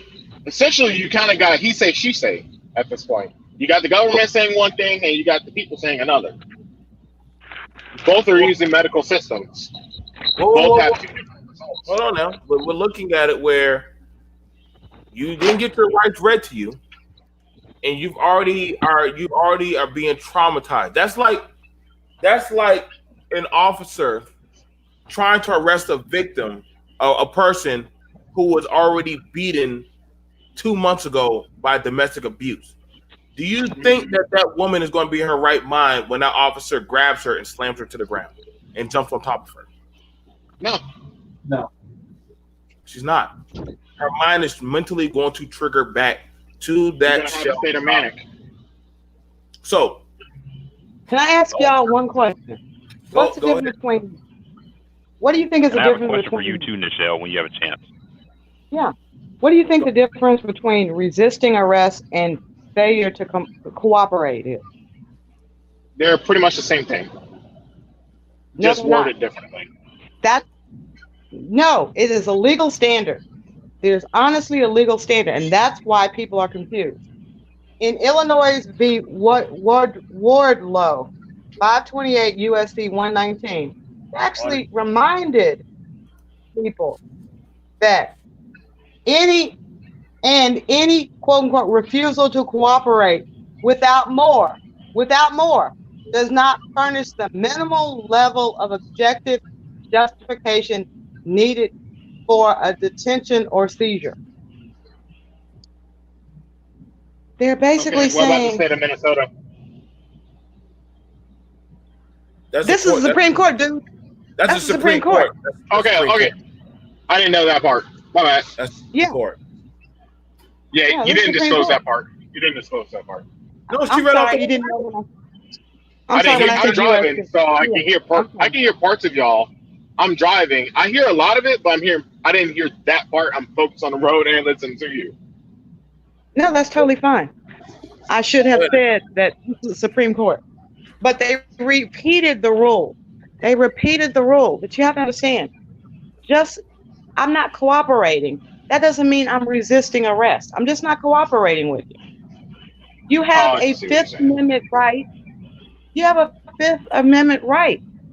You don't have to sit up there, and give them all this information, tell them what you're doing, where you're going just because they ask.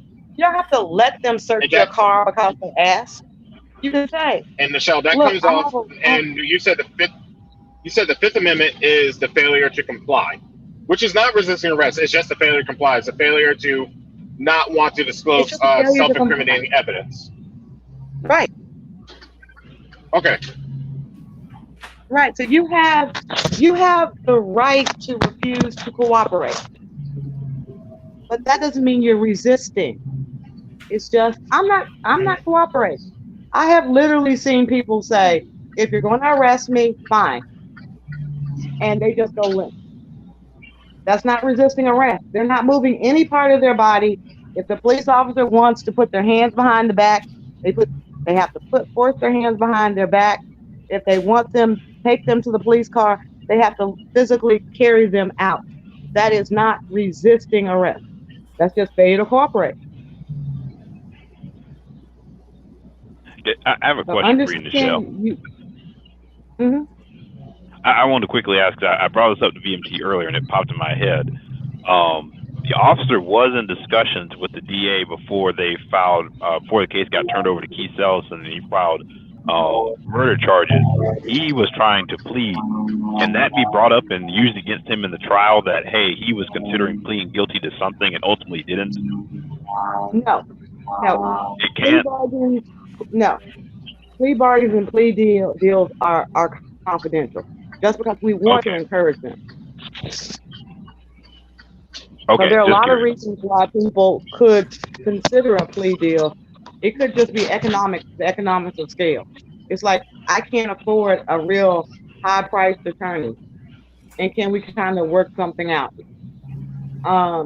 In some cases, in some states, if a police officer is a state employee, if they are accused of a crime beyond a Class C misdemeanor, they can actually sue the police department for defamation of character.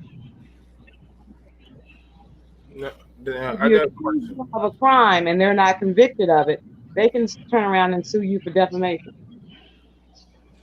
Oh, wow. Yeah. I'm assuming that's under unions. Yeah, unions negotiate that because you put that statement out there that has harmed their livelihood for good. So oftentimes the DA, mindful of the idea that the police can turn around and sue them, they'll try to get the police officer to plead down to like a Class C misdemeanor and agree to resign from the police force and never to apply to another police force again. Doesn't Did the you go? union police union have a hand in that though? Listen, Oh yes, the police union negotiated that. I remember you said something about that like 5 months They ago negotiated that with one. a female officer. Yeah, you said something about that. Mm-hmm. let me go to the next. I got to go to the Yeah, next. it's- I'm pushing for the next minute for you. Okay, Michelle. Let me go ahead and get the next minute for you. You're doing good by breaking down everything, and we do greatly appreciate this. Literally, listen, y'all. This is educating. We're just educating and actually just showcasing. You heard it from me. Now you're hearing it from the actual licensed professional. Hey, She's not giving you. She's not doing like, hey, this. I'm giving you legal content. No, she's educating you on a video. We've done this before, so we're just giving educated, as well as we're giving you references to certain stuff. Everything you can actually look this up. I will drop it in the chat. Stuff that y'all probably need to know. Let me get this going. We're at 2 minutes. Well, BMT, can I just say something real quick? Hold on, Platinum. I gotta knock this out, man. Oh, hey, you come back. Stay in the car.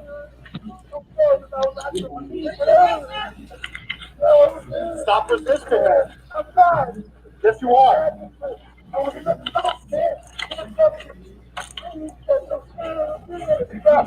Stand up.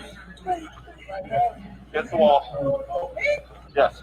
What are you doing? We're figuring out what's going on. Drop the bag.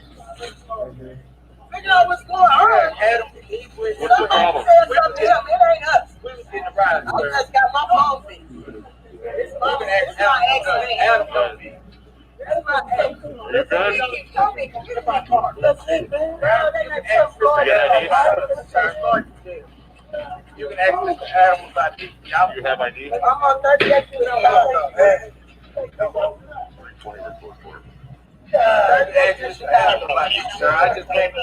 There we go. So far in the show, that is his ex-girlfriend. I think she was just sitting with him in the car. This guy was just walking, but he said that's George Floyd. So they did identify who he was. These two. She even told the officers that he has already been shot, so that's why he acts like that. That's why he's not all there in the head. But he's a homeless dude.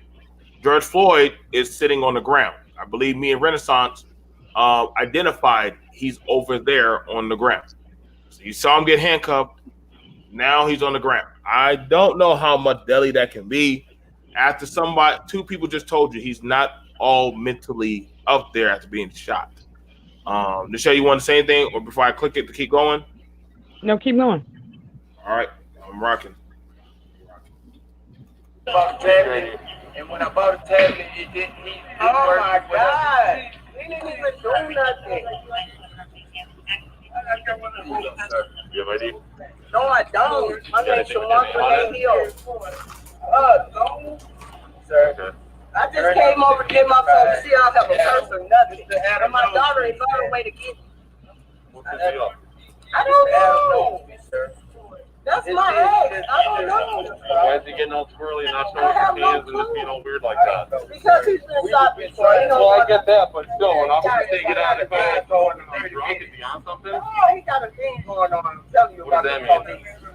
We have problems all the time when they come, especially when that man took that gun like that. It's been one.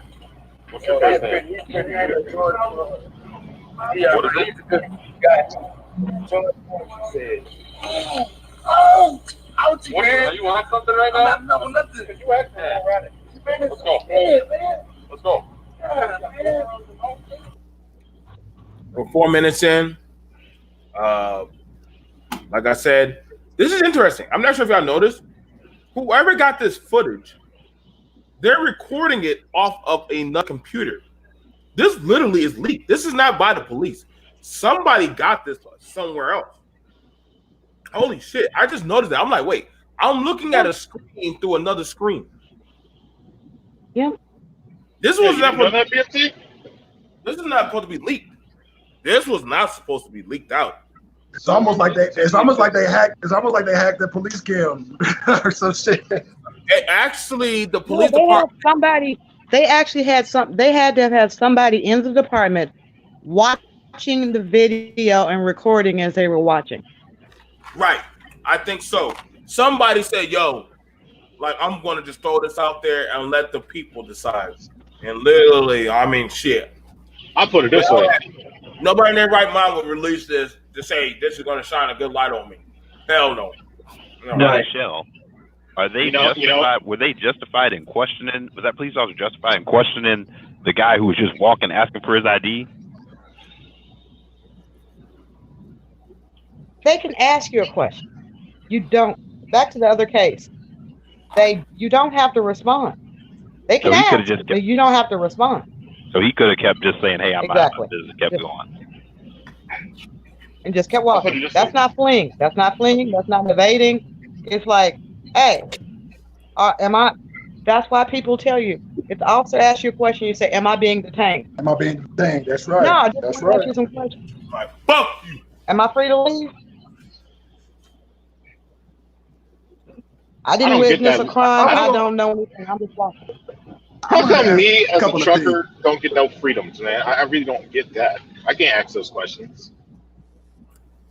You're involved because you're involved in commercial activity, bro. There's a difference, man. Bro, don't do this to me, man. Damn it.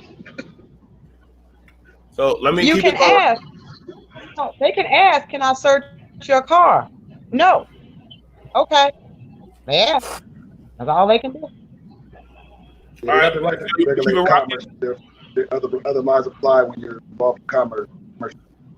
Yeah, I know. You ready for me to keep it rocking? You're the boss right now. Keep rocking. All right. Yes, I was just moving earlier. They passing by the first squad car, taking them to the other block. Okay, one favor, man. No, before we get to the car, let's go.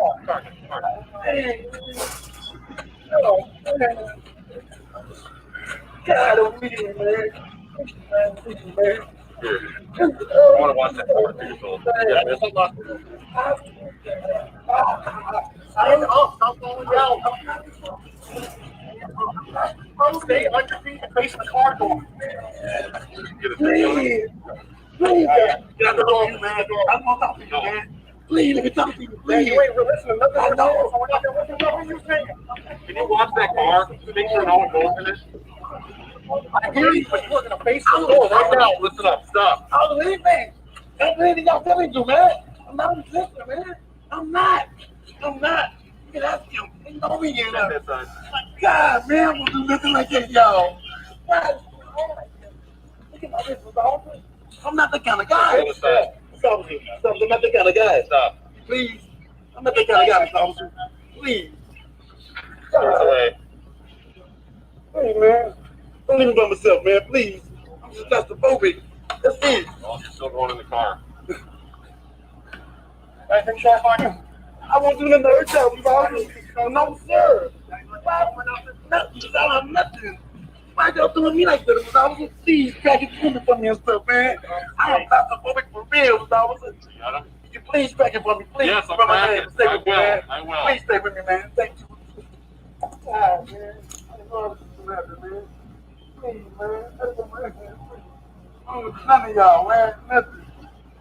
You got it inside of your pocket real quick? I'm listening.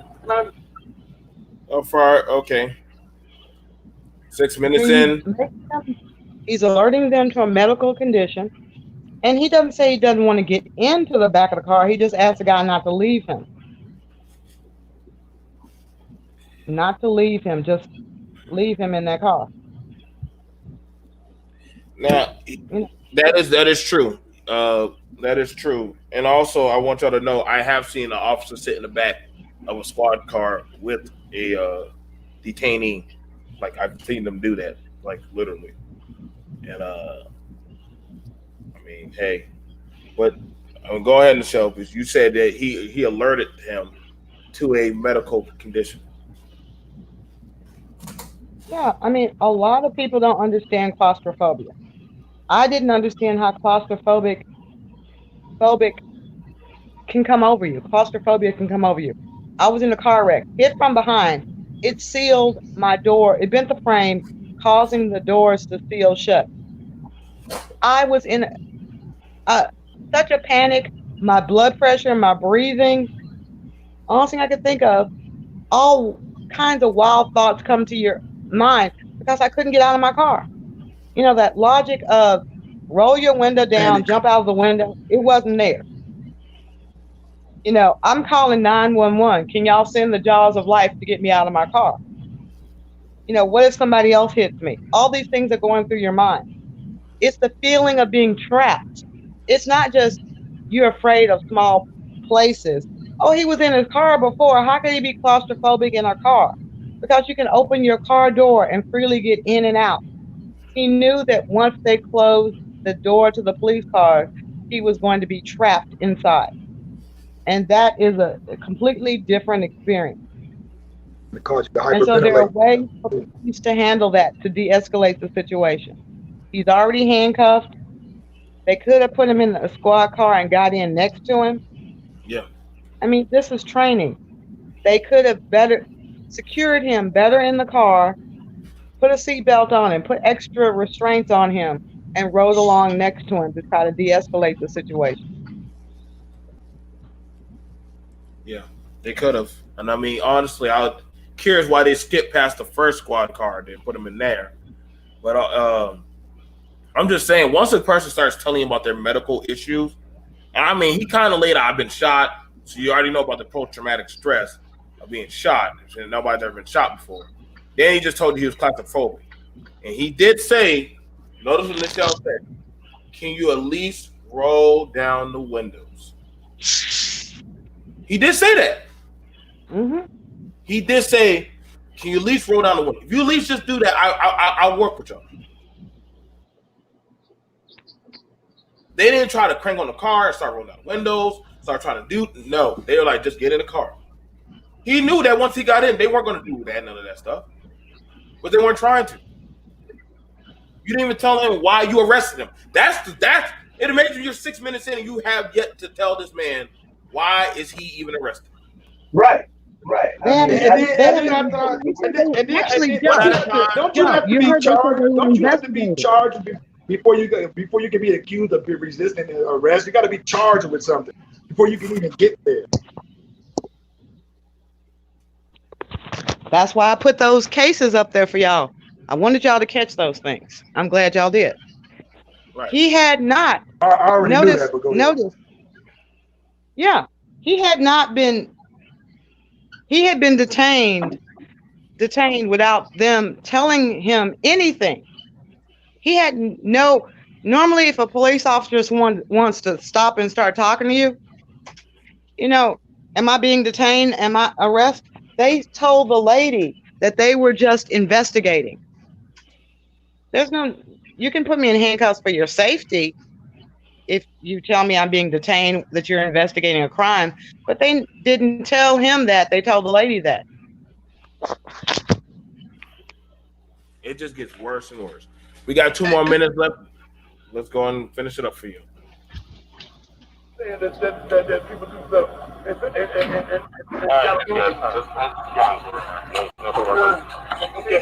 Okay. I'll roll the windows down, man. Take a seat. I'm going in. I'm going in. No, you're not. I gotta go in. Take a seat. Fine, I don't believe me. Take a seat. I'm not that kind of guy. I'm not that kind of guy, man. Take a seat. Yo, I'm gonna die here. Take a seat. I'm gonna die, man. You need to take a seat right now. And I just had COVID, man. I don't want to go into that. Yes, I'll roll the windows down. Hey, listen. Dang, man. Listen.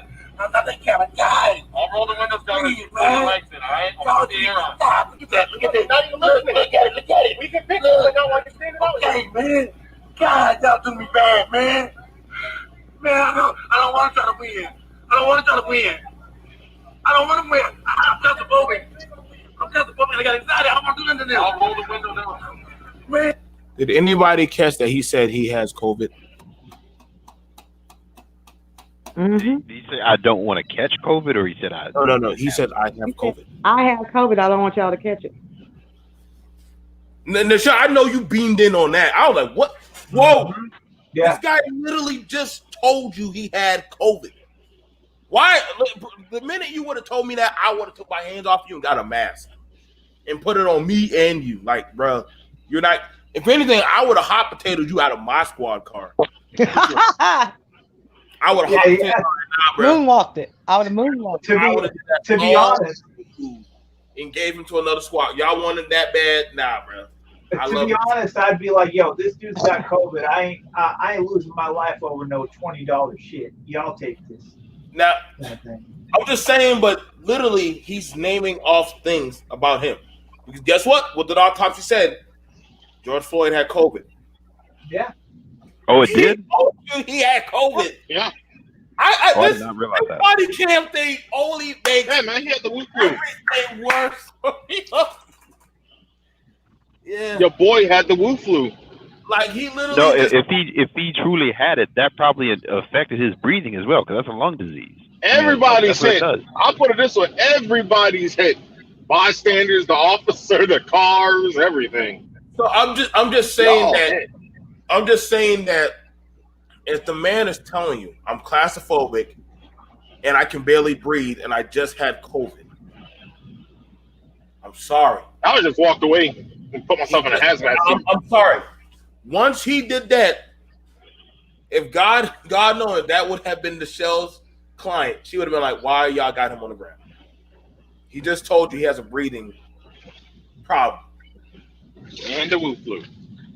So there is no point to y'all putting him on the ground. It's not like he can run very far with it. He's going to be out of breath. So just keep that in perception.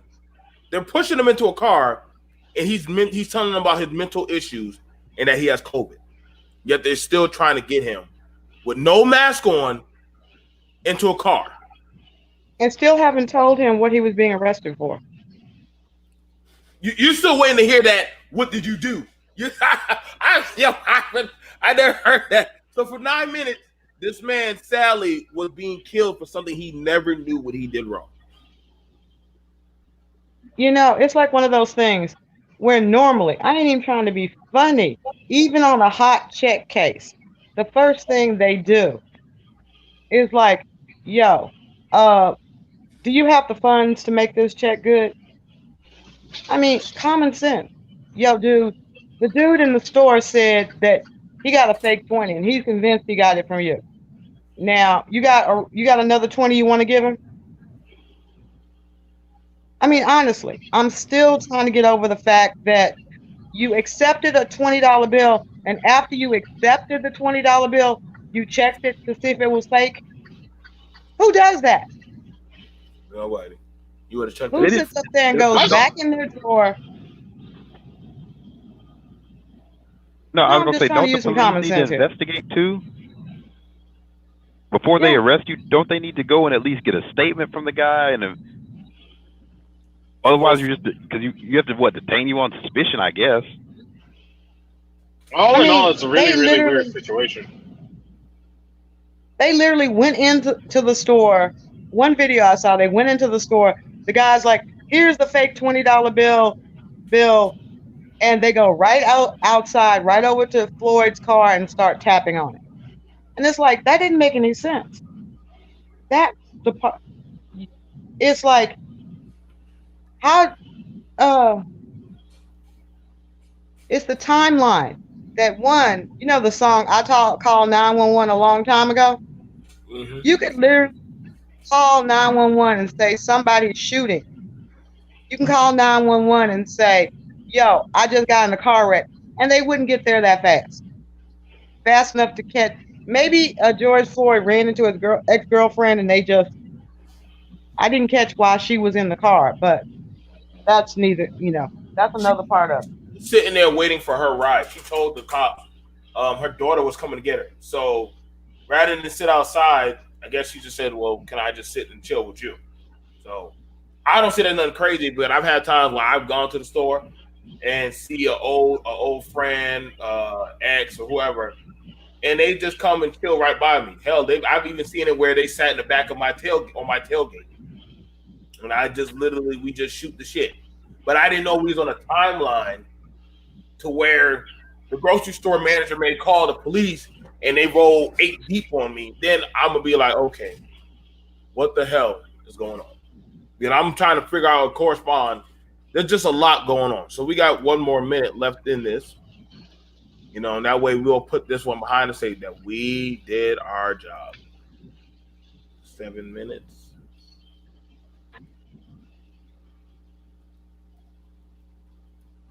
I'm scared. When I start breathing, it's gonna go off on me, man. Okay. Let me count to 3. Let me count to 3. I'm going in. Please. I'm not trying to win. I'll get on the ground, anything. I can't stand in the car. You know it.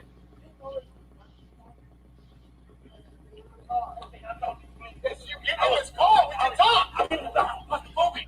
I'm telling you, but you're not working with me. Yeah, I'm claustrophobic, man. Come on over here. I'm going to pull you in. Get in the car. No, you're not getting in the car. I'll be in the car. Okay, man, okay? I'm not a bad guy, man. Get in the car. I'm not a bad guy.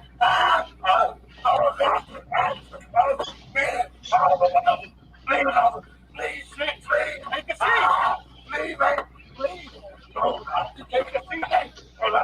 I can't joke. I can't breathe. Please. Oh, man. My wrist, man. And that's how he got on the ground.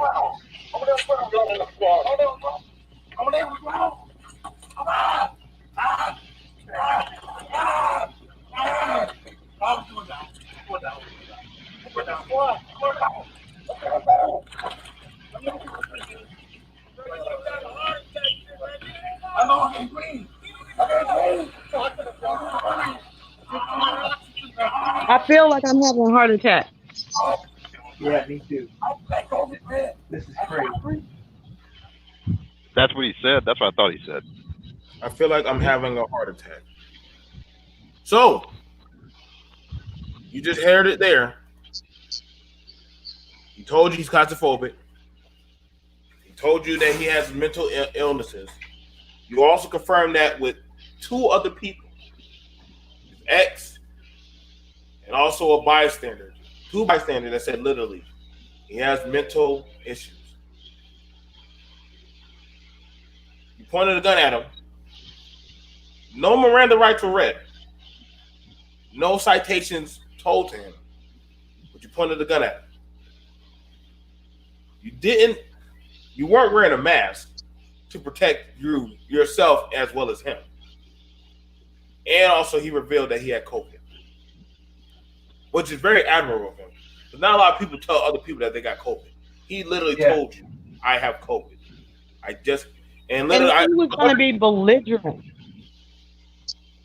Think about it. He was going to be belligerent. Did he spit on any of the officers? No. Did he spit on any of the officers? I mean, if I had COVID and somebody came at me like that, I'd probably be spitting like a mofo on him. Or even try to bite somebody. Out of my mouth. He didn't try to bite. He didn't try to spit. He didn't do none of that. Yeah, and I would have been going, purple petunias. I mean, I'd have been making up words beginning with the letter P just so I can inundate them all up in their faces. He took that one. I'm just. Here's the thing with me. Go ahead, Bill. No, I was just gonna quickly say, I feel like too with police officers, at a certain point, you develop instincts. Like you just know, hey, this person's not dangerous. Hey, this person needs to be talked to and calmed down. Hey, this person's having a breakdown. Like you should know, like how after you've been on the force for so long, you should know how to deal with that situation. But all situations are new, so you can't just come in with preconceived assumptions. No. I'm not saying you got the call out. You got the call out. That's all you got. That's all the information you got. No, I'm talking about once you get on the scene and you start interacting with the suspect, you should be able to tell pretty quickly this person is dangerous, this person is having this issue, that issue. You have instincts that work towards that. Once you become in law enforcement. I wouldn't necessarily. My mother did law enforcement. She says when people say stuff to her that's along that line, she said, "You never assume. Never assume what you're dealing with. Never try to use your You don't so-called instincts. assume. You go by what's happening in front of you. Period. No. Whatever I action understand or that. You word. don't. Listen. Whatever action that person does, you have to have the set reaction that is within the bylaws of what your training is, according to the municipality you're working for, that you're serving under oath for. You can't assume. Never assume. Correct. You're correct. You can't assume, but I'm saying as you're going through Okay, it can and I you're dealing correct with that one person. thing? Instinct or not. Go ahead. Go ahead. Can I correct one thing that was just said because I think it's very important? Even though you're working for that municipality, you have an overriding duty to the Constitution. Right. An That's what I said earlier. overriding duty to the Constitution. Okay? And I think that that's one of the things. I get so irate when I hear people say, well, the thing that you do, you just cooperate. And then you sue them. Really? Really? Under Because what statute do you sue the police? officers are there to be under oath, to be civil duties to the people underneath the Constitution. Let me say this is the problem, Michelle. People are just not familiar with American jurisprudence. They're just really not. Facts. They have no idea what that shit is and the accurate way that they're supposed, the police and any type of officer are supposed to conduct themselves, and how and what rights you have when you interact with them. People have no idea. Exactly. They don't even know what that is. They don't even know what American jurisprudence is. They have no idea at all. So they fall back on authoritarianism in a sense. Exactly. So it's safe to say, but I wanted to make sure I was fair when I covered this about the George Floyd, and I gave it a fair go about. I even grabbed somebody from legal. I had a pretty mixed balance. I looked for main point outs. What was said? What was the start? And how did it finish? You saw them put them on the ground, which then that's when the world saw. Had that body cam came out earlier, that city possibly would be burned today. It would be gone. Right. And the thing about it, a lot of people watch Facebook because there are all these memes that we got played. Did you learn anything from this video? Yes, you did. But the distinction that many people do not understand is there's a difference between failure to cooperate and resisting arrest. He just wasn't cooperating. They wanted him in the police car at a certain way, at a certain time, and he just was not cooperating. He was exercising his First Amendment right to tell them what was wrong with him. He was exercising his right to get a reasonable seizure. He wanted due process under the Fifth Amendment based on his particular circumstances that he articulated. He gave them notice. I have all these things wrong with me. Please handle me accordingly. What they should have. I'm not resisting. He should have what? No.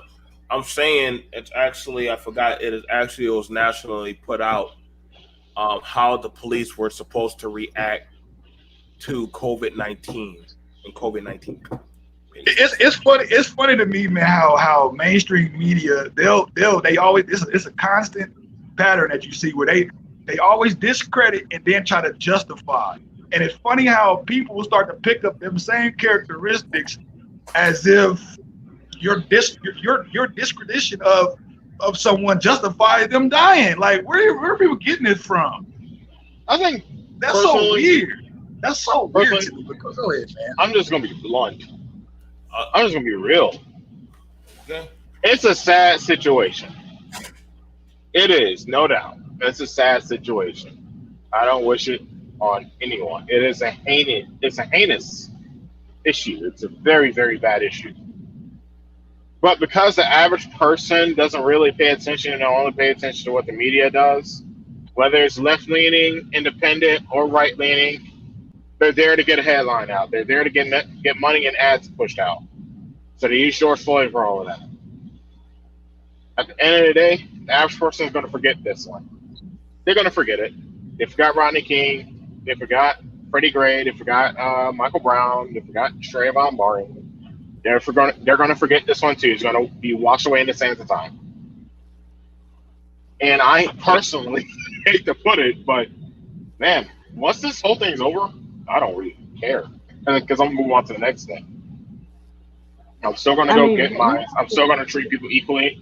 And I pray to God that people actually take a look at the Constitution. So stuff like this won't happen again. Wait, when you say people are going to forget, though, what do you mean? They're just going to move on. No one cares. Life moves on. We're desensitized. Yeah. Nichelle, you nailed it. Thank you, Nichelle. Nichelle, you nailed it. You know what I'm saying. Now, they don't care.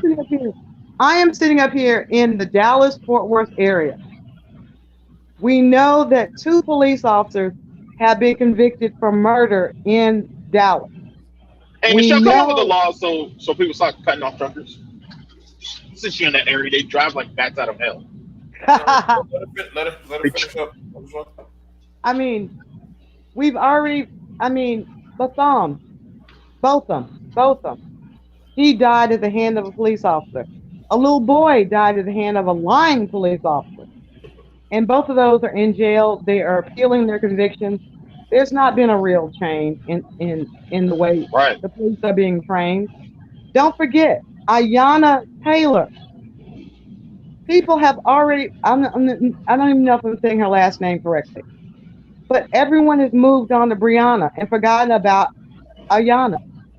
Oh, the girl who was killed in her house in DFW. Yeah. Yes, they've already moved on. It's like they move on to the next biggest thing. Or the next popular thing. Wait a minute. And we don't even remember the name of the 2 white people that were killed by the police. I mean, bear in mind, this is Dallas. That in the last year or so, it was big news that a white guy who called the police saying that he was freaking out because he forgot to take his medication. He was killed on their body cam. It was just released. And everybody forgot about that. Well, the police didn't know. Police didn't know. White lady walking her dog. Her dog breaks away and runs at the police officer. I swear it was a dog from the Taco Bell commercial. The police officer goes to shoot the dog. Why do you shoot the dog from the Taco Bell commercial? But he went to shoot the dog and killed her instead. Michelle, remember the lady in St. Paul got shot by the Somalian officer? Shot in the head. Called 911. She was the one that called 911. Now, she wasn't even American. She was Australian. She went to jail, though. But people forgot. That's the whole point. He forgot. Wait a long time, too. All of these. I mean, he got scared. She came to the window of his car and he got scared. These officers, I don't know how they're training them, but they need to be toughened up like the football players are. They need to be in some kind of video simulation where they're scared out of their damn minds before and learn how to react before they're released onto the general public. Because these officers are too scared. I'm sorry that your life choices allowed you to decide to become a police officer making $42,000 a year and you want to go home to your family. Everybody wants to go home to their family. Michelle, I got a question. Yeah, that's no excuse, though. That's no excuse. Michelle, exactly. I've said this before. I want to run it by you because you're you're a lawyer. You know, I don't know your formal title, but you're a lawyer. Yeah. The only way real change could actually happen is if the family sues the police department and the city for allowing it to happen. The people vote in some sort of introductory bill to the General Assembly of their state that get pushed onto the floor, debated on, voted in favor, and put into law. Do you think that would make a bigger change? No. Than be rioting in the streets? You know the reason why I said no like that? because the law has been on the books for over 100 years. Okay. The law So they're that just you're not being talking followed or complied to then. So, okay, exactly. so if that's the case, Then we have the rights to actually abolish them so for that's domestic if that's, tyranny. if that's the case, There is then a bill before Congress right now. It's called In Qualified Immunity. It has the support of there's about 24 co-sponsors. It's a bipartisan bill. Libertarians, Republicans, Democrats, all are sitting up here saying we need to end qualified immunity. The problem is in our haste as businesses. Universities are businesses. They started popping up. Every university wanted a law school. Every mama wanted their child to become a lawyer. You just need a fucking D to become a lawyer. You just need not to flunk. And we started suddenly allowing lawyers to advertise on TV for the common man. And the common man can't afford a lawyer. They cannot. I don't know. I know very few people that can come in and say, okay, I want to go to trial on this matter, and here's $100,000. Okay. let's say I want to put this out because I'm a little bit pressed for time. And yeah, people come and go, people die, things are gonna happen. If that's the case, then why should we care? With however people want to do this nation now, have fun. No, we need to realize that there are laws on the books that are just not being enforced. Right. If the That's system it. is It's a not to compliance create a issue. new law, Now all of a sudden the laws matter. The laws didn't matter for those 9 minutes, but now all of a sudden the laws are supposed to matter. The laws matter when it comes to certain agencies. The laws don't matter when it comes to other agencies. exactly. I think the law is across the board. Everybody should be subjugated to the Constitution of the United States. If you do not follow that, you should have the same consequences of that Constitution. So hold on now. Constitution put checks and balances on the government, not the people. Well, the checks and balances are there. They're just blurring the lines. Wait. So the Supreme laws. Court, let me say it like this. Let me give The y'all a little Supreme history. Court should be legislative. You're right. Let me give you a little lesson. A case called Pearson v. Ray. During the 1950s, a group of pastors, white and black, were arrested in a public bus terminal in Mississippi. They were convicted of disturbing the peace because they were praying together as black and white people, and that was disturbing the peace. The Supreme Court came up with the idea of qualified immunity. They said, you know something, we can't allow people to sue the police for just doing their job, even if they did their job based on racism. They absolutely can't sue the judge because we don't want judges to be sued because we don't want to be sued. But the statute says any person acting under the color of law shall be liable. Now, Michelle, now, wouldn't that, And I was going to add too, didn't that I was just initially gonna happen, Michelle? Didn't that initially, that was initially for police. It wasn't until the 90s, right, when they started applying it to police, is what I heard. The qualified immunity was first applied in 1961 to the police in Pearson v. Ray. Because, like I said, they didn't want the police officers to be sued for just doing their job, trying to keep the black people and the white people from praying together. and Michelle, now wouldn't that be the equivalent Basically, of keep them taking a neutral entity. now, wouldn't that, now hold on, man. Now, Michelle, wouldn't that be the equivalent of taking a public office to acting in private capacity?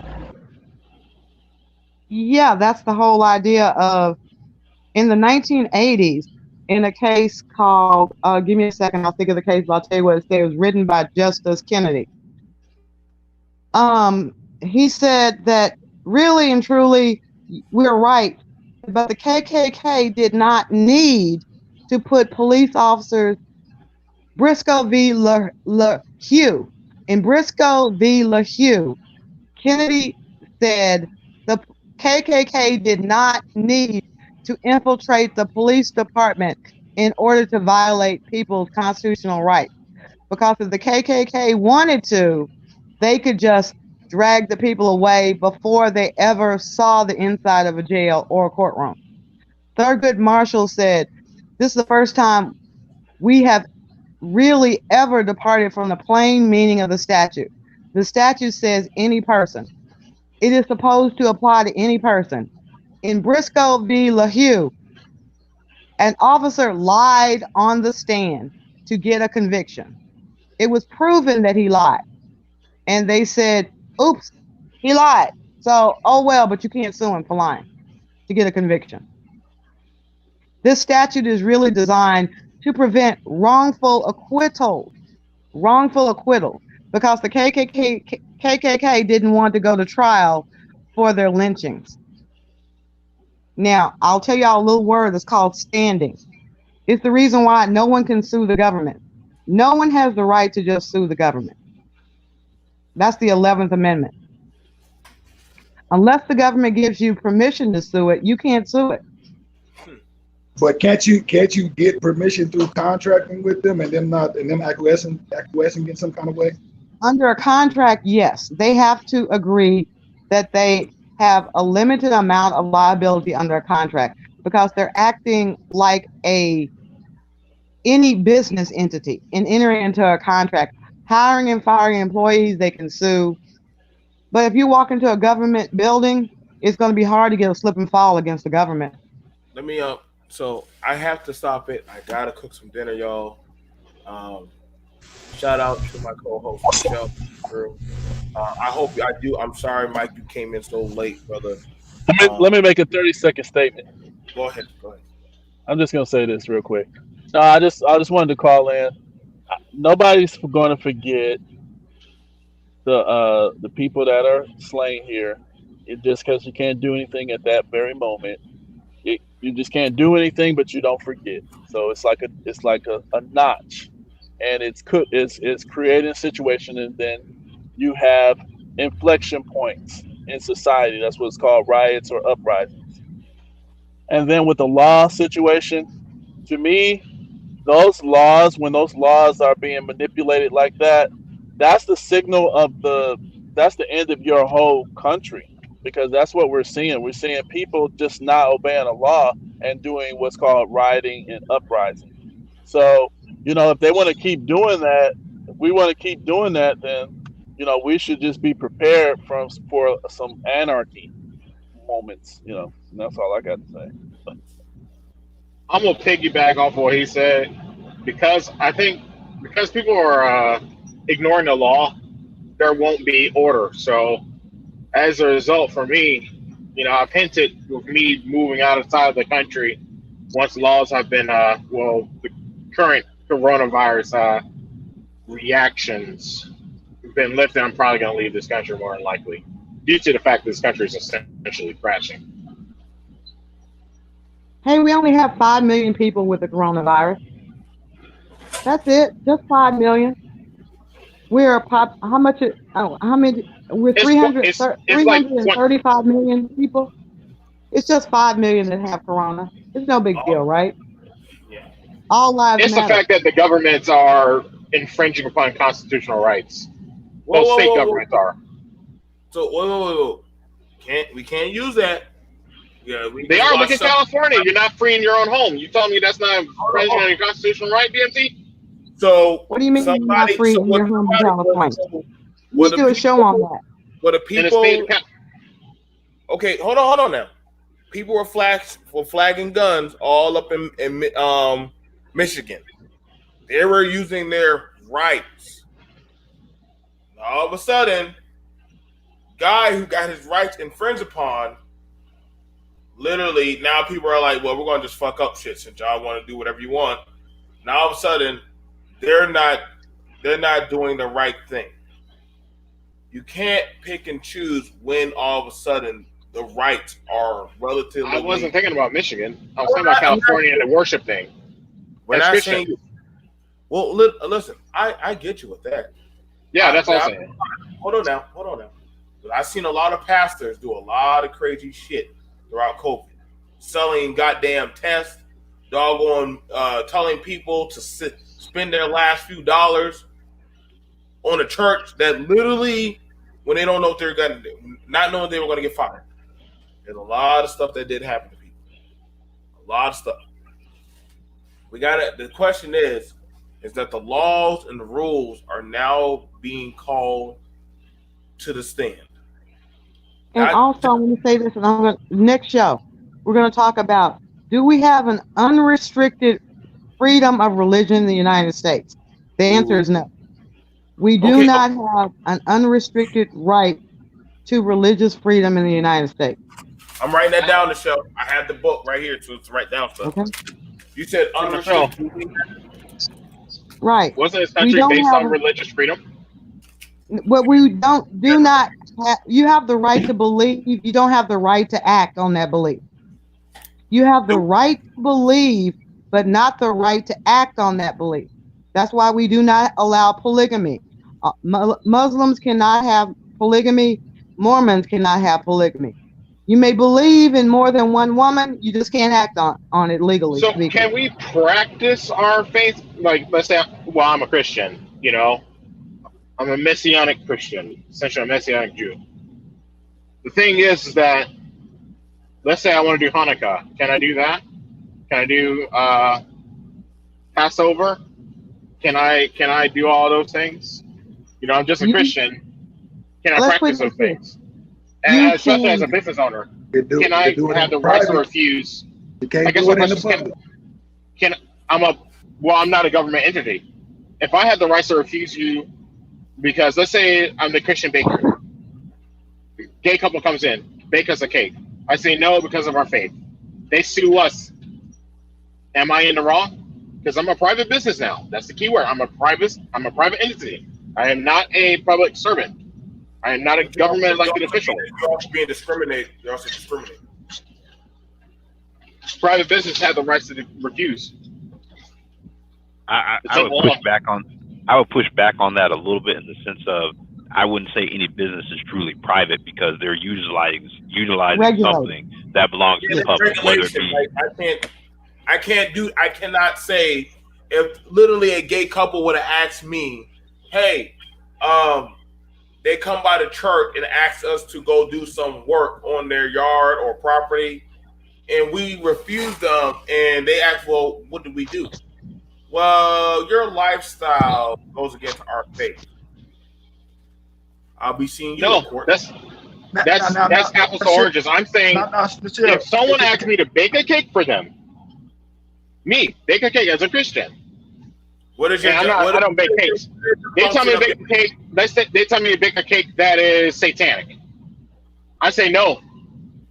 I have that right to refusal because I'm a Christian. It goes against my beliefs and faiths. But you're supposed to be able to. But as a lawyer, I would honestly tell you it's not worth the hassle. What you do is go, what date do you need this cake done? Oh, I'm booked. I'm sorry. I do that. And you gotta be careful. And you gotta be careful. And you gotta be careful how you interact because there's a thing called minimum content. For me, I just don't cater at all. I don't cater weddings at all anyway because they're difficult people. You guys remember the funeral director? He had an employee. He is a funeral director. The employee showed up at funerals in a dress with a beard. Oh! Who wants a bearded lady at their granny's funeral?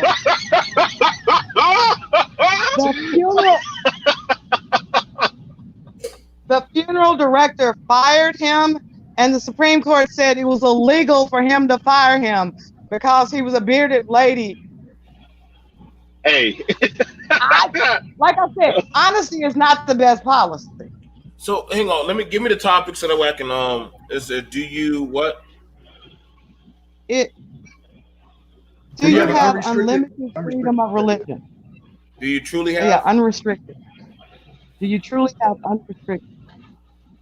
In BMT, I asked for the same topic, but more in a business manner, like for private businesses. And Nichelle, I really want you to be, Nichelle, I want you part of that show because I want to pick your brain. But you don't. No problem. Nichelle in here dropping gems. I appreciate that, Nichelle. Hey y'all, I was general counsel for 2 corporations, And let me tell you it was like, are y'all really joking with me? Okay. So we have a vice president's fiance getting into a knife fight at work with one is a suspect in her mother's murder, brutal stabbing murder. The other one is being investigated for cutting her boyfriend, killing her boyfriend, stabbing her boyfriend to death. And they got into a physical fight at work with paper cutters and shit. And I had to figure out a way. Now, let's see. I can't sit up there because they haven't been convicted of a crime yet. But I can't have these crazy bitches running around here where we got letter openers and scissors and shit. So I got to figure out what to do. So, yeah, I didn't have to figure out how to deal with stuff so we didn't get sued in the process. All right, I wrote it down for you, Nichelle. I wrote it down for you, so it's definitely, I will hit you up and we can definitely try to make that. Gentlemen, stay safe. Stay safe. Excuse me, I have 3 strokes, so some words are hard for me to say still. Stay safe. But gentlemen, stay safe, and thank you so much for allowing me on the show. No problem. Yep. I'll see you later. I'll see you guys later. Thank y'all guys for coming through. This is BMT coming at y'all again. I'm logging off. I'll see you guys later.